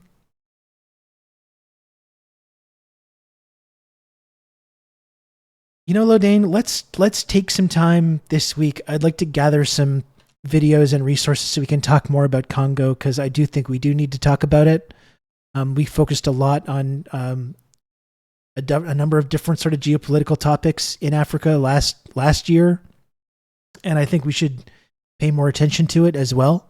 It's been hard to focus on it given what's been going on in Gaza over the last 8 months, but let's take some time to do that, because I agree that's something that we do need to talk about more. The country, not the movie. Yeah, we don't need to talk about the Michael Crichton book adaptation, Congo. Which is funny because I remember when I saw Congo in the theater, because I liked Michael Crichton so much, and I was in like a desperate race to read the book to finish Congo before going to see Congo in the theater, because I was a big Crichton head back in the day. Anyway, moving on, back to the video. Just a few points that I wanted to make about, authoritarianism, this kind of stuff, where we talk about places like Iran, Cuba, China, DPRK, and we have these criticisms of these regimes that are put in place, and never any self-reflection about how these regimes got there in the first place, and why they do have a system that's in place that we might consider like repressive. Why does this system put in place in the first place? Perhaps we are actually responsible for that. Perhaps Western imperialism is the reason when these systems are put in place in the first place. In regards to Baghi Khani, it's interesting. This was a person who was a deputy of the previous advisor, Saeed Jalili, who was very hardline. An authoritarian, totalitarian, dictator, red, fash, tanky, campist. That's right. That's what they say. Whenever anyone says, tanky is automatically disqualifying. And that's why I'm actually really proud to be part of tanky group therapy, because we're taking that back now. Campist, though. Campist.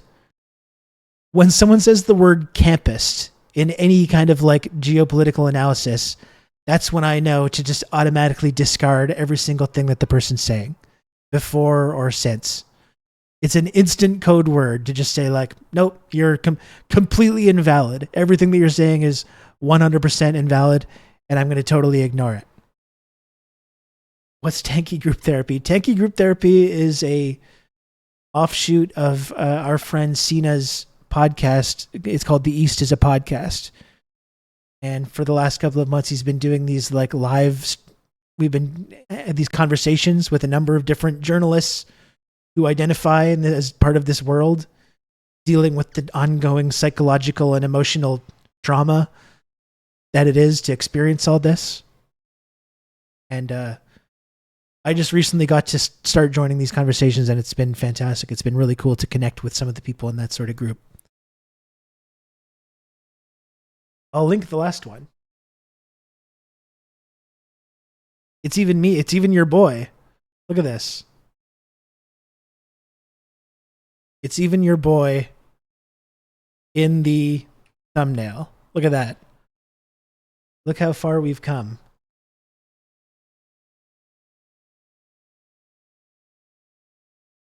Anyway, that's the link. It is psychologically traumatic to deal with reality. It's true.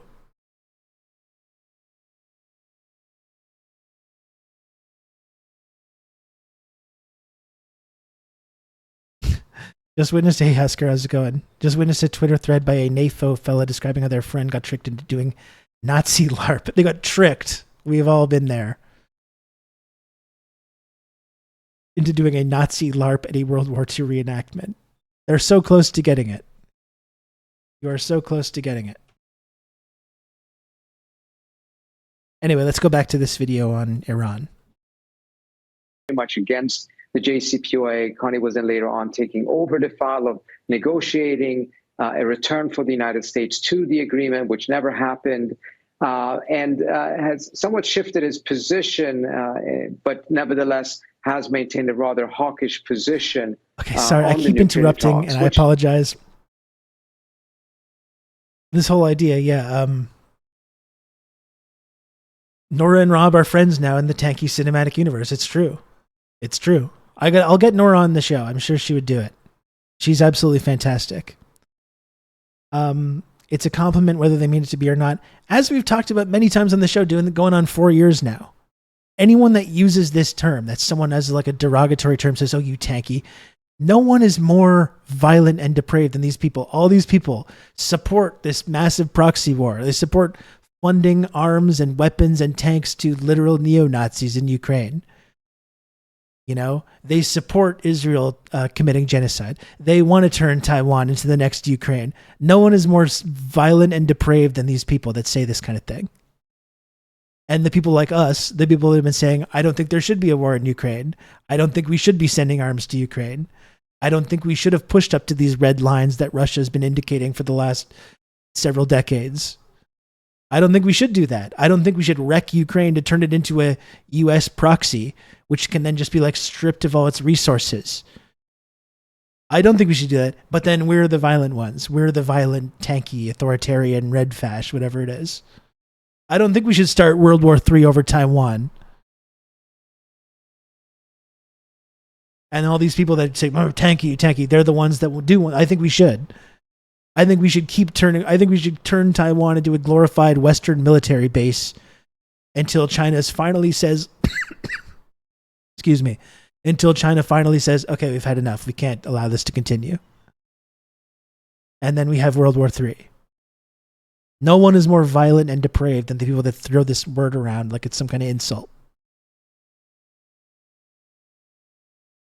At this point is largely shared by the Iranian elite as a whole. I think by and large, people have lost confidence and hope that the United States actually is capable. Yeah, we're saying to stop killing people, and you're saying, no, we want to do that by pumping weapons into Eastern Europe. So that's right. The type of attitude that perhaps would have made him an outlier earlier on the nuclear talks is no longer the case. The question is, however, going forward, Tankies just want to see the West implode into itself, and that is true. I will cop to that. When it comes to Iran's approach to the West, I openly acknowledge that. If changes take place in the United States in November. Right, and we'll get into that discussion in just a moment. But first, let me bring in Mr. Marandi once again from Tehran, because as Trita was just saying, there is now a 50-day window for elections. Any potential candidates for the upcoming election that you can think of at this point? No, it's too early to say. Right now, the government, the administration is preparing for elections, and I haven't heard anyone announce that they may stand forward. The focus of the administration will be the elections, but during the coming days, why of is course, Taiwan so pro-Israel, so inconsistent? And I think that we will see it's a mystery that President Raisi is very popular when the funeral takes place. I think there will be a ceremony tomorrow in Tabriz, and then his body will be brought to Tehran, and there will be another funeral. And I think I would actually like to go to Iran someday. It seems really beautiful. Come to the streets. So what we often hear in the Western media about him being unpopular or hated or extreme, usually when the public turns out, then people go silent and move on. We saw the same thing during the period of General Soleimani, when he was murdered by the Americans. We saw unprecedented crowds. Wonder if there'll be another so I ISIS think attack. It should, Western governments should be very careful about their assessments on Iran. They always get it wrong, and I expect them to get it wrong in future as well.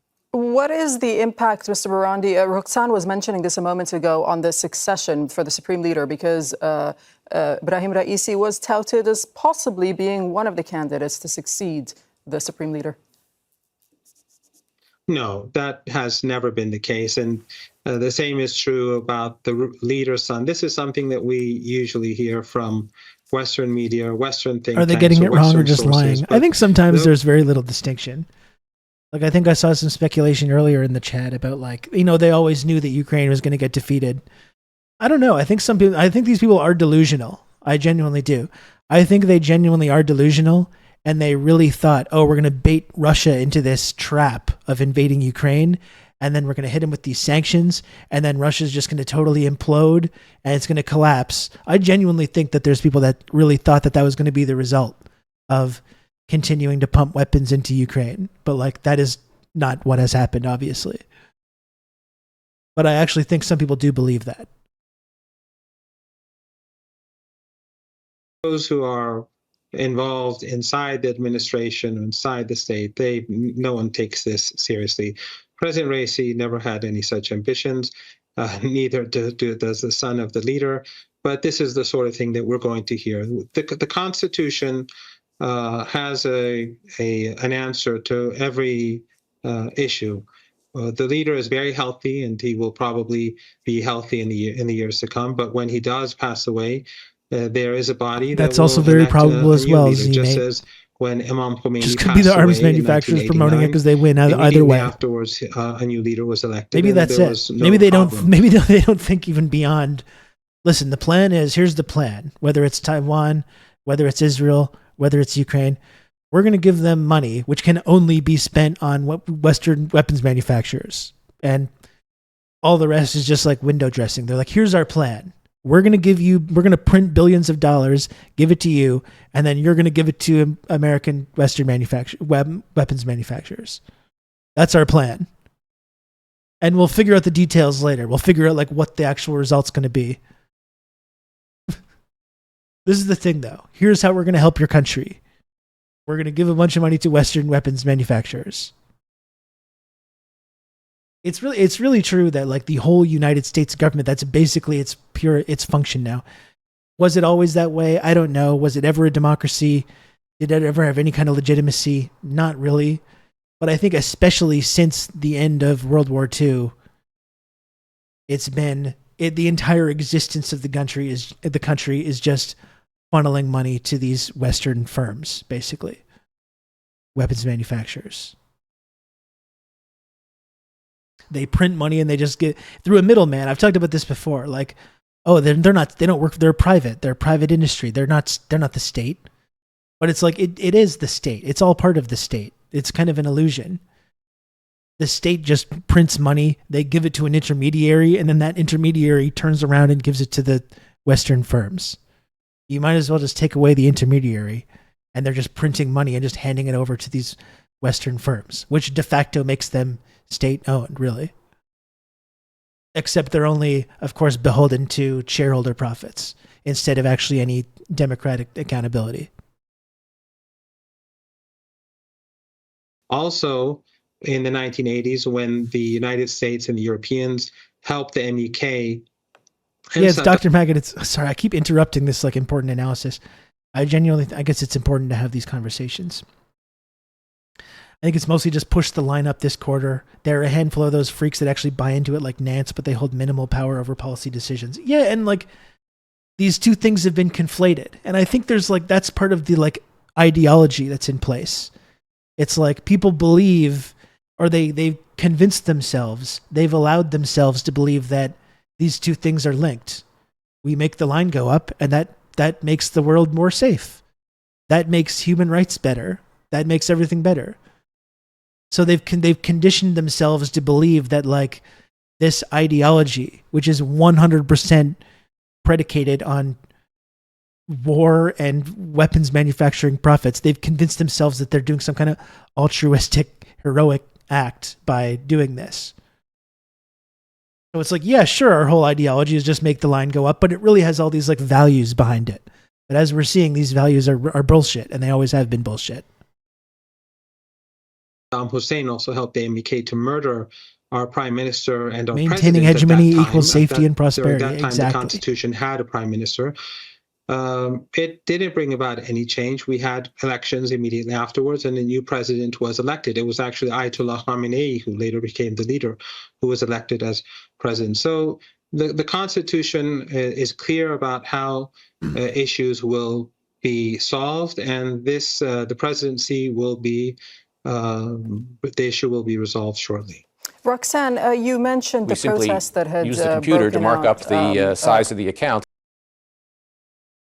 God's own drunk, thanks for the 100 bits. earlier in Iran, and Raisi was in charge when these protests did break out. In your opinion, how popular a figure do you think he was? I mean, he was elected, but at the time, turnout was low at around 41%. Turnout was low, and I think many of the stronger candidates at the time were removed by the process of vetting that normally takes place before the actual elections. So in many ways, I think many people felt that he had been handpicked and that the plan was that he would be groomed in some sense for a possible next step. And although, of course, Dr. Morandi is right that there is a process in place, the difference from the time of the previous transition from Ayatollah Khomeini, who led the revolution, to the current supreme leader, is that there were many, many candidates available at that time. And I think everyone is going to be looking today to see who the candidates could possibly be, because there aren't very many. The supreme leader is relatively isolated, and by design, he has the Iranian diaspora must be going fucking crazy right now. One of the worst diasporas. Closely with him share that all the vision. Weird monarchists and freaks that are part of that. I'm sure they're going crazy right now. Or many in the broader bureaucracy, I think, have been sidelined. And so it will be quite difficult, I think, for the current administration to mount an election in 50 days and also to find candidates that truly reflect what the supreme leader has in mind, because his view is very dominant, and he has also been hand selecting in many ways those that sit on the committee that will be responsible for appointing or electing the next supreme leader when that time comes. Trita, I don't want to put words in your mouth here, but is it safe to say that when it comes to Iran, we shouldn't expect any changes, no matter who takes on the presidency as well as the post of the foreign minister? We shouldn't expect any changes when it comes specifically to national security of the country, as well as sort of the ideological direction? I think that is to overstate it. Without a doubt, there is continuity in Iranian foreign policy. And frankly, there's striking continuity in foreign policy between the Shah's regime and the current regime when you scratch the surface. But presidents have been impactful. For instance, had it not been for Hassan Rouhani, I'm not convinced that Iran would have gone in the direction of negotiating the Iran nuclear deal, the JCPOA. He was a major driving force. Yeah, the Slovakian PM's was an assassination attempt. Yes, by one of these lone nuts. Yet another one of these lone nuts. Which is another reason that that it's hard not to suspect foul play when the Iranian president is killed like a week later.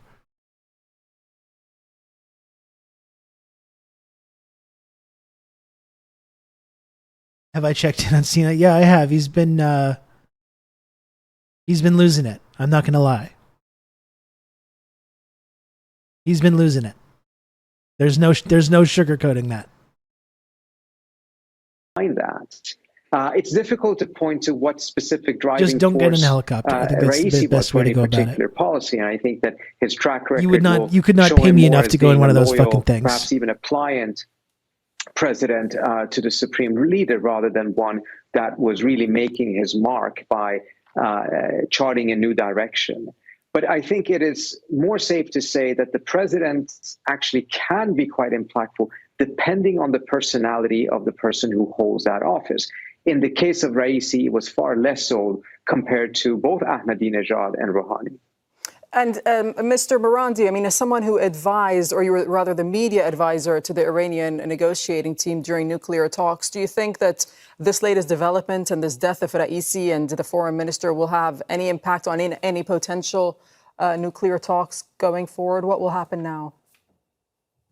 Well, first of all, I would have to point out that continuity is something that we see in the United States and in the UK and France and across the EU. And that is reflective of that there is a state which is complicated, and there are different people involved. And it's not just the leader or the president, contrary to what many in the West seem to think. President Raisi had actually a very huge impact. He improved our relations with neighboring countries. There was rapprochement, for example, with Saudi Arabia, but also we've improved economic ties and political ties with countries to the north, to the south, and to the east and to the west as well. And the crisis in Afghanistan was well managed. At the same time, he also pushed to join the Shanghai Cooperation Organization and BRICS. And Iran's presence in these organizations will have a huge impact in the future. So Iran's influence in the global south has increased dramatically, and his trips abroad have shown that. So in foreign policy, he's actually brought about a great deal of change.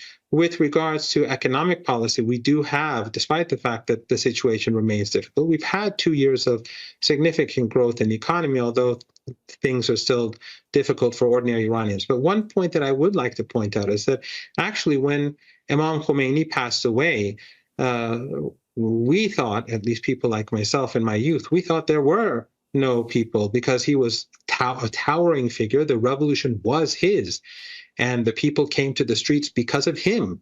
And Ayatollah Khamenei at that time was a much younger person. But the Constitution worked. He came in place, and we have many people today, both to replace the president, and we have many competent people for all the different areas of bureaucracy and leadership. And although Ayatollah Khamenei is very healthy, as I said before, but I have no concerns about the future. The truth is that the West fails to recognize that Iran is here to stay.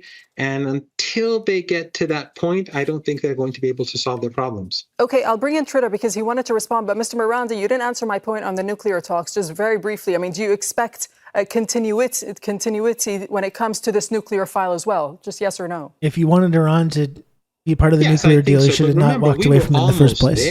The Americans literally backed off. I was in Vienna during the negotiations, and ultimately the EU foreign policy chief, Joseph Borrell, said that Iranian demands were acceptable, that they were legitimate. And we thought we had a deal at that time. Trita, Raisi was a major supporter of ties with Russia and China. I mean, for the global south, how do you think that they'll be viewing his death? I do think that there's going to be continuity there. Is quite correct. Iran has significantly improved its relationship with the global south. It is now part of the BRICS. It is part of the SCO. These are significant that was one of Obama's for decades, only Iran was decent foreign policy achievements. Particular grouping or that and normalizing relationships with Cuba, etc. Both of which got walked back. And it is happening at a time when, and both of which Biden has refused to go back to. Global power dynamics is definitely shifting away from the West, not only towards the East, but also towards the global South. So the BRICS membership, I think, is a big deal. The extent to which one would credit Raisi for these developments is a different story, however. I'm not suggesting that he was unimportant in all of this, and he certainly was just goes one way, Jack. But the extent to which one would say that he played a key role in mediating and negotiating this, I think is a bit overstated. And I do think that we will see a continuity on that front, which is not only because Lindsey Graham threatening sanctions against the ICC. Good. I think America should sanction the ICC. Like, let's get all the cards on the table here. Yes, I absolutely fucking invade the Hague. Do it. You know what I mean? Like, if these international institutions are totally bullshit that the U.S. can shut down at any time, that are only a means of like neo-colonialist control, let's make that clear to everybody around the world. Let's get it all out there. Do it. Like, go for it.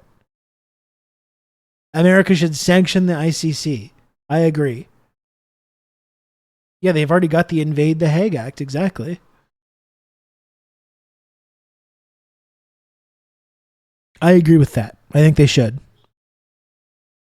Of the institutions that exist in the Islamic Republic, but also because of the fact that the Raisi's role in all of this was not that decisive. What about relations with the Gulf, Roxanne? I mean, we saw that rapprochement, the mending of relations, if you'd like, between Iran and Saudi Arabia in March of 2023. How do you see things playing out there? Well, I think that certainly triggered a general feeling, partially thanks to the intervention of China in bringing Saudi Arabia and Iran together into a deal of constructive negotiation. I think that this is a driving force that will continue. But on the other hand, I agree with Trita that I don't really see that it was necessarily only a project of Raisi's.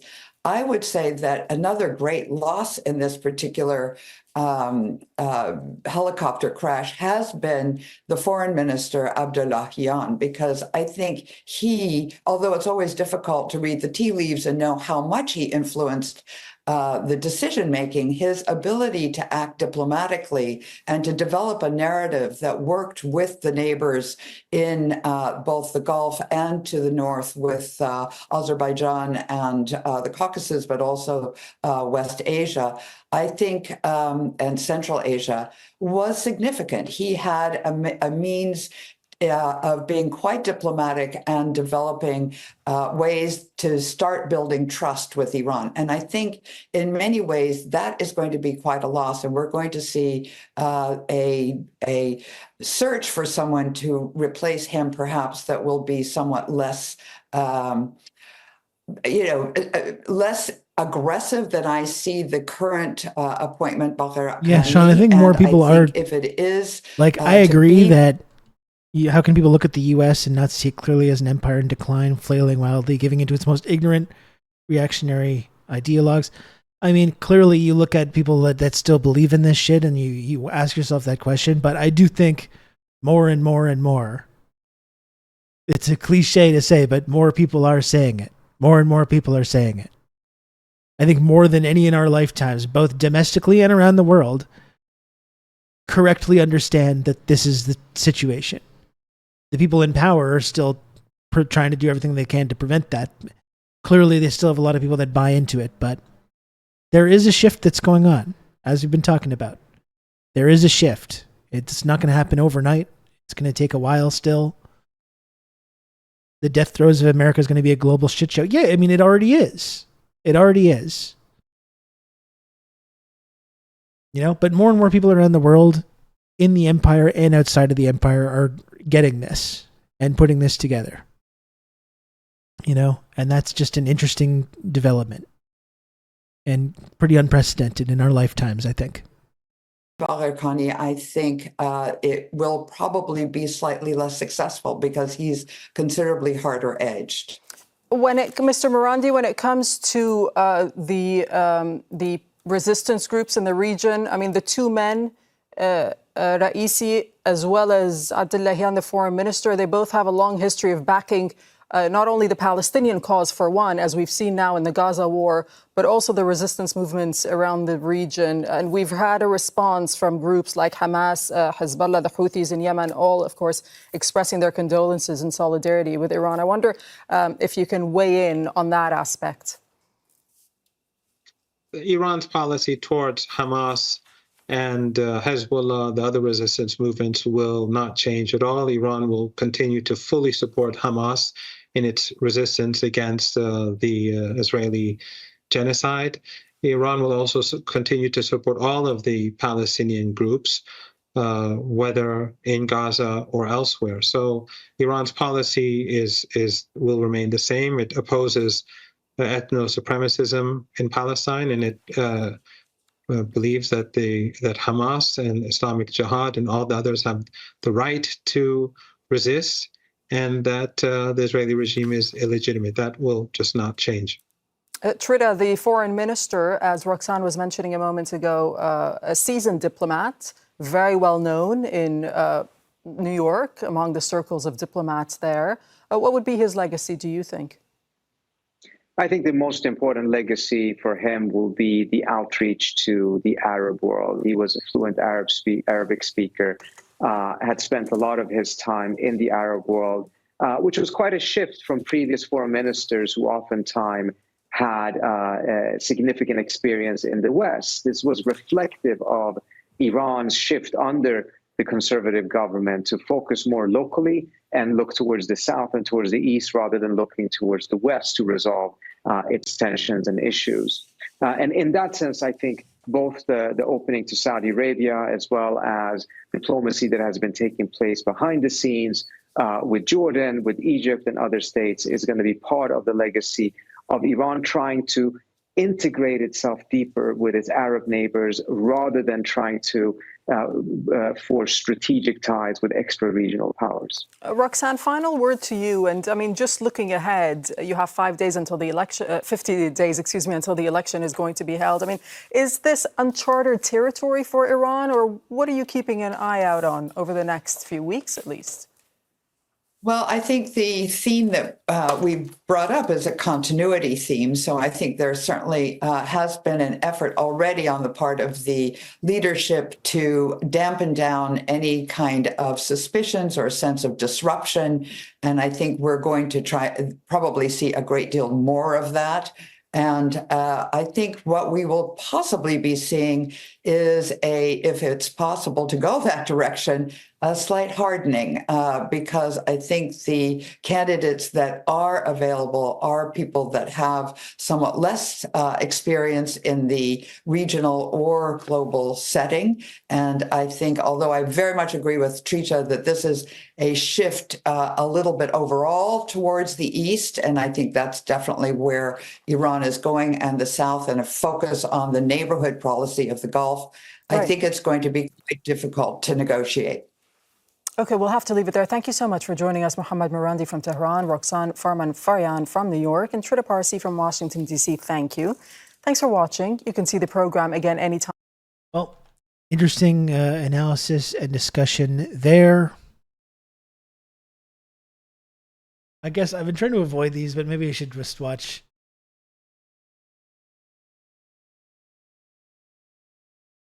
Marandi was on Piers Morgan.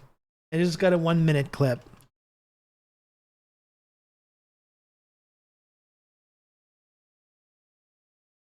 Women in Iran, women in Iran know how to deal with their rights much better than you. We don't need you, your government, and your filthy. Is that why they all take to the streets to protest against the regime? They all. Am I imagining things again?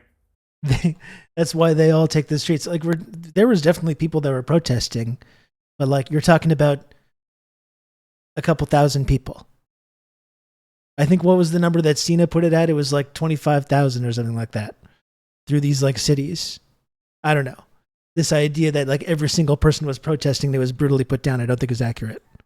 You will see women take to the streets during the funeral. And then I will wonder how are you going to explain that away? Or is it North Korea and how the evil mullahs are forcing people to come to the streets? There's a lot of that, yeah. A lot of that. Yeah, I'm sure that's what there is, yeah. When you have a morality police, you get told what your morals should be and how to behave. That's the point of a morality police. Piers, do we have to look, you fucking monarchy worshipping dipshit? Do we need to go and put on the Queen's funeral right now, Piers? And all the weeping, crying people in the streets, the Queen, lining the streets. Oh, it's totally different though. No, but they're choosing though to be there. No. It's totally not the same at all. Piers, or the fucking weird occult rituals that get put in place when you have a new coronation that we saw, all these weird religious rituals. This is the thing, right? We see like Britain, the UK, like that has this royal family that still has this like cultural legitimacy. They're the head of a religion. They're the head of this special, unique little British religion. And you choose the new king, and they get sworn in with the church with all the robes and the powders and the fucking smoke and the swords and scepters and cloaks and all the sacred objects. And then Piers Morgan says, "Oh, it's run by fundamentalists. They've got this morality police." And you see like, oh, it's normal and okay in my society, but there it's evil and terrible and wrong. You see. It's like the discrepancy is so amazing. And Piers supports the monarchy. This man supports the monarchy. He loves this shit. But then when you see Iran, oh, it's this repressive, authoritarian, religious fundamentalist. But not us, though. We're a free, democratic monarchy, religious fundamentalists as well. Totally different. And anti-monarchy protesters were arrested. Maybe you might call that like some kind of morality police, enforcing a certain kind of state morality. You know? It's truly amazing stuff. Anyway, we've run out of time.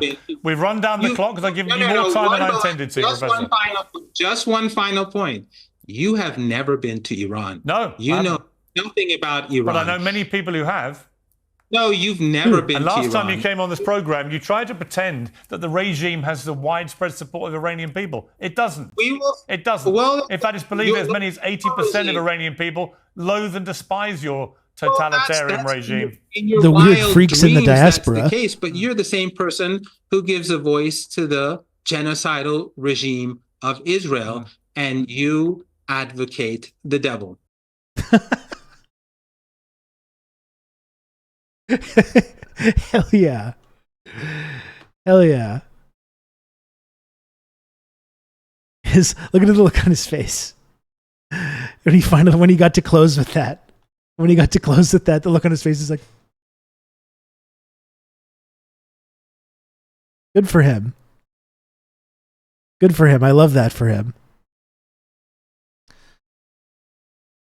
Anyway, I do find that interesting. Like they're religious fundamentalists, you know? Oh, look at they're lining the streets. They're forced to. And then like going around and turning around and like crying because of the queen and like and looking at the coronation and like the whole like religious elements of that. It's so fucking weird.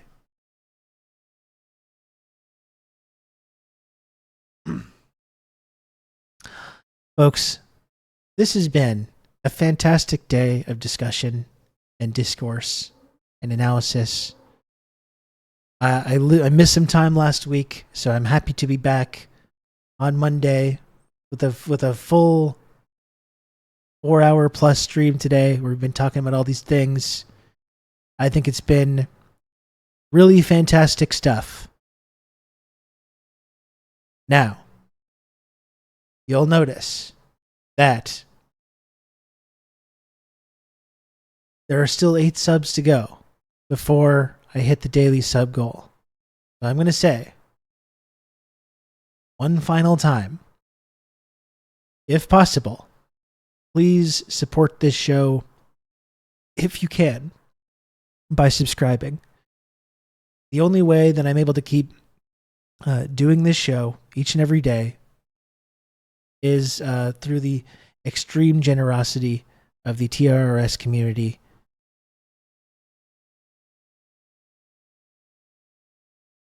A simple economic reality of doing this show each and every day is that in order for it to be possible for me to do it, I got to make the little number go up. That's just the reality. So please subscribe if you can. Support the show. Support the community. Get the tiny images. Join the Friendship Triangle system. There are a number of other ways that you can contribute and support the work that I do here on Twitch. But there are eight measly subs to go to get to the goal.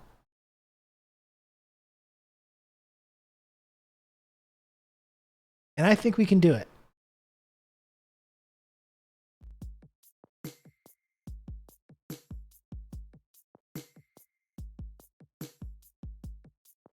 Are there 8 brave, heroic individuals that want to step forward and support the work that I do right here on twitch.tv?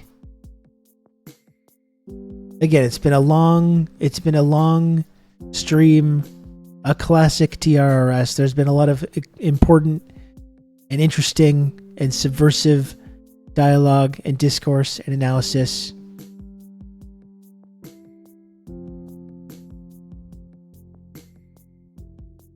And just a mere 8 subs away to get to the goal.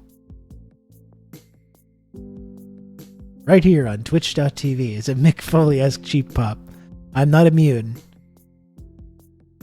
I'm not immune from the Mick Foley-esque cheap pop.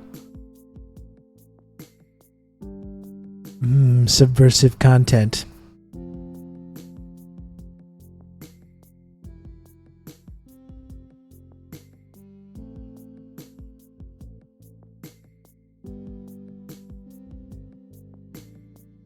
Please donate unless you are an arms manufacturer. You can In count that on case, me. do You're gonna not have donate. good old Rob to talk you through all this. Pork Tree, thank you very much for the gifted sub. That's very kind of you. Thank you, Pork Tree. And listen, if you work for an arms manufacturer, well, I can't control where your job is, you know? If there's an official connection, of course, no. Of course, we don't want that. If you just happen to be someone that works for one of these companies, I mean, you can count on me. I'm not going to say no. I'm not going to turn you away. Talk you through all this. I do think you should find a different line of work.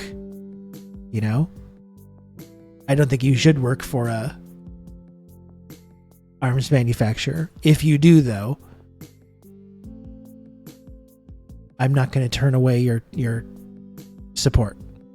Anon, thank you for the gifted sub as well. Thank you, Anon. Very kind of you. Oh, wait, one sec. I got a phone call. You can count on me. You're going to have good old Rob to talk you through all this.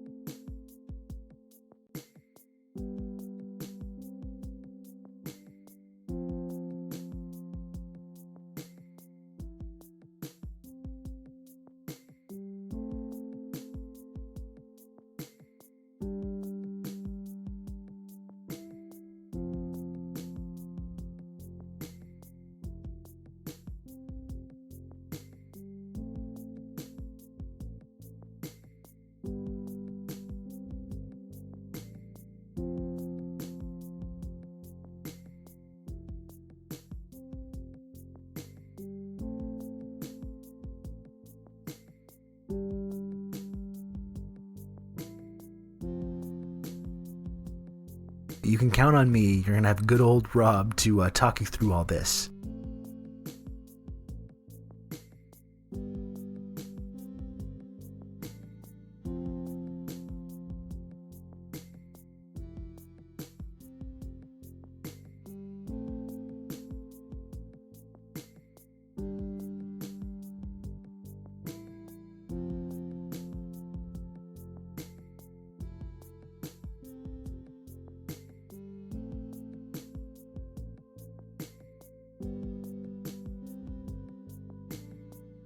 You can count on me. You're going to have good old Rob to talk you through all this.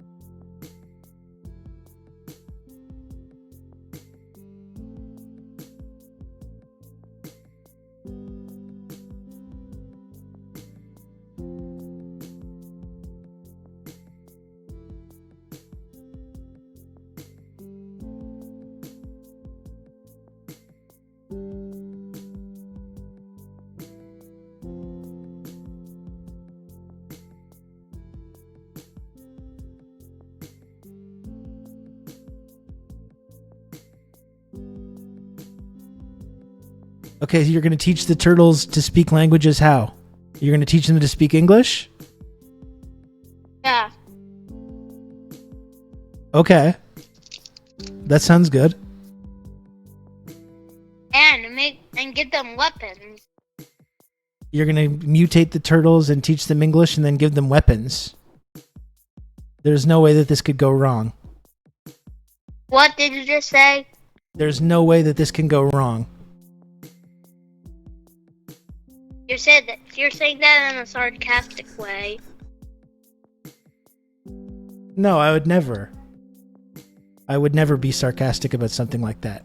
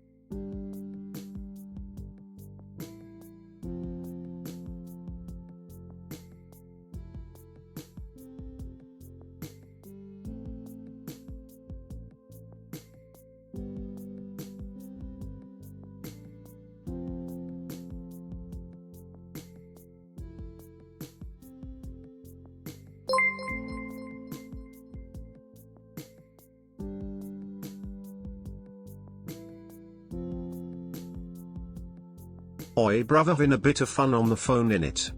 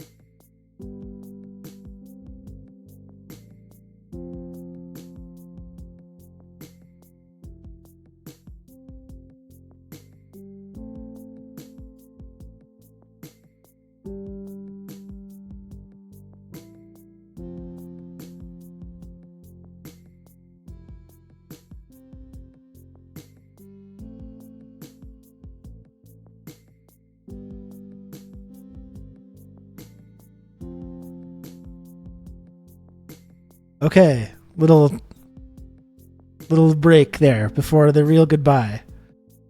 So that was a long conversation about his plans that he had about like making Ninja Turtles like in real life. He's really thinking about this right now, and he really wanted me to hear all about it.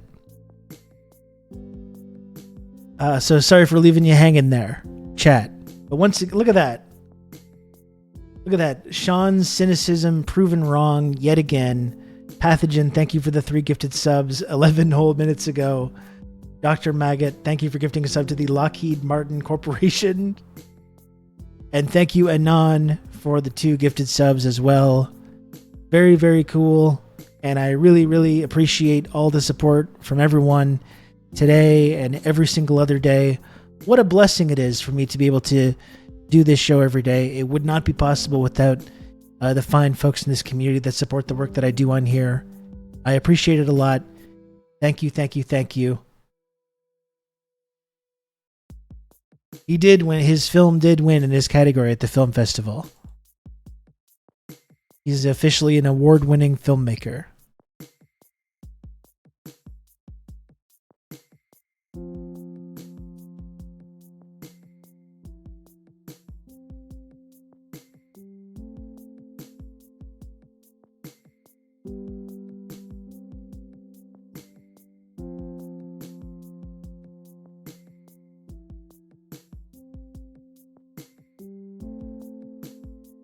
Thanks again, everyone. Thanks for waiting for me while I did a phone call there. I didn't want to just leave while I was on the phone. But this has been a great show, great stream. Really enjoyed hanging out today. I may have a little bit less time tomorrow because I think I have to bring the cat, Momo, to a grooming appointment. So a little bit less time to work with tomorrow. But I will be back normal time around noon tomorrow. I'll be here. We'll talk about more of this stuff. Thanks again, everyone. Did you win Best Original Score? I think because he won in his category, I think it qualifies. I think it was the Best Original Score. To be clear. Anyway, thanks, folks. I'm going to raid David Tavares now. Once again, thanks again for tuning in today. I appreciate it a lot. I'll talk to you soon. Till next time.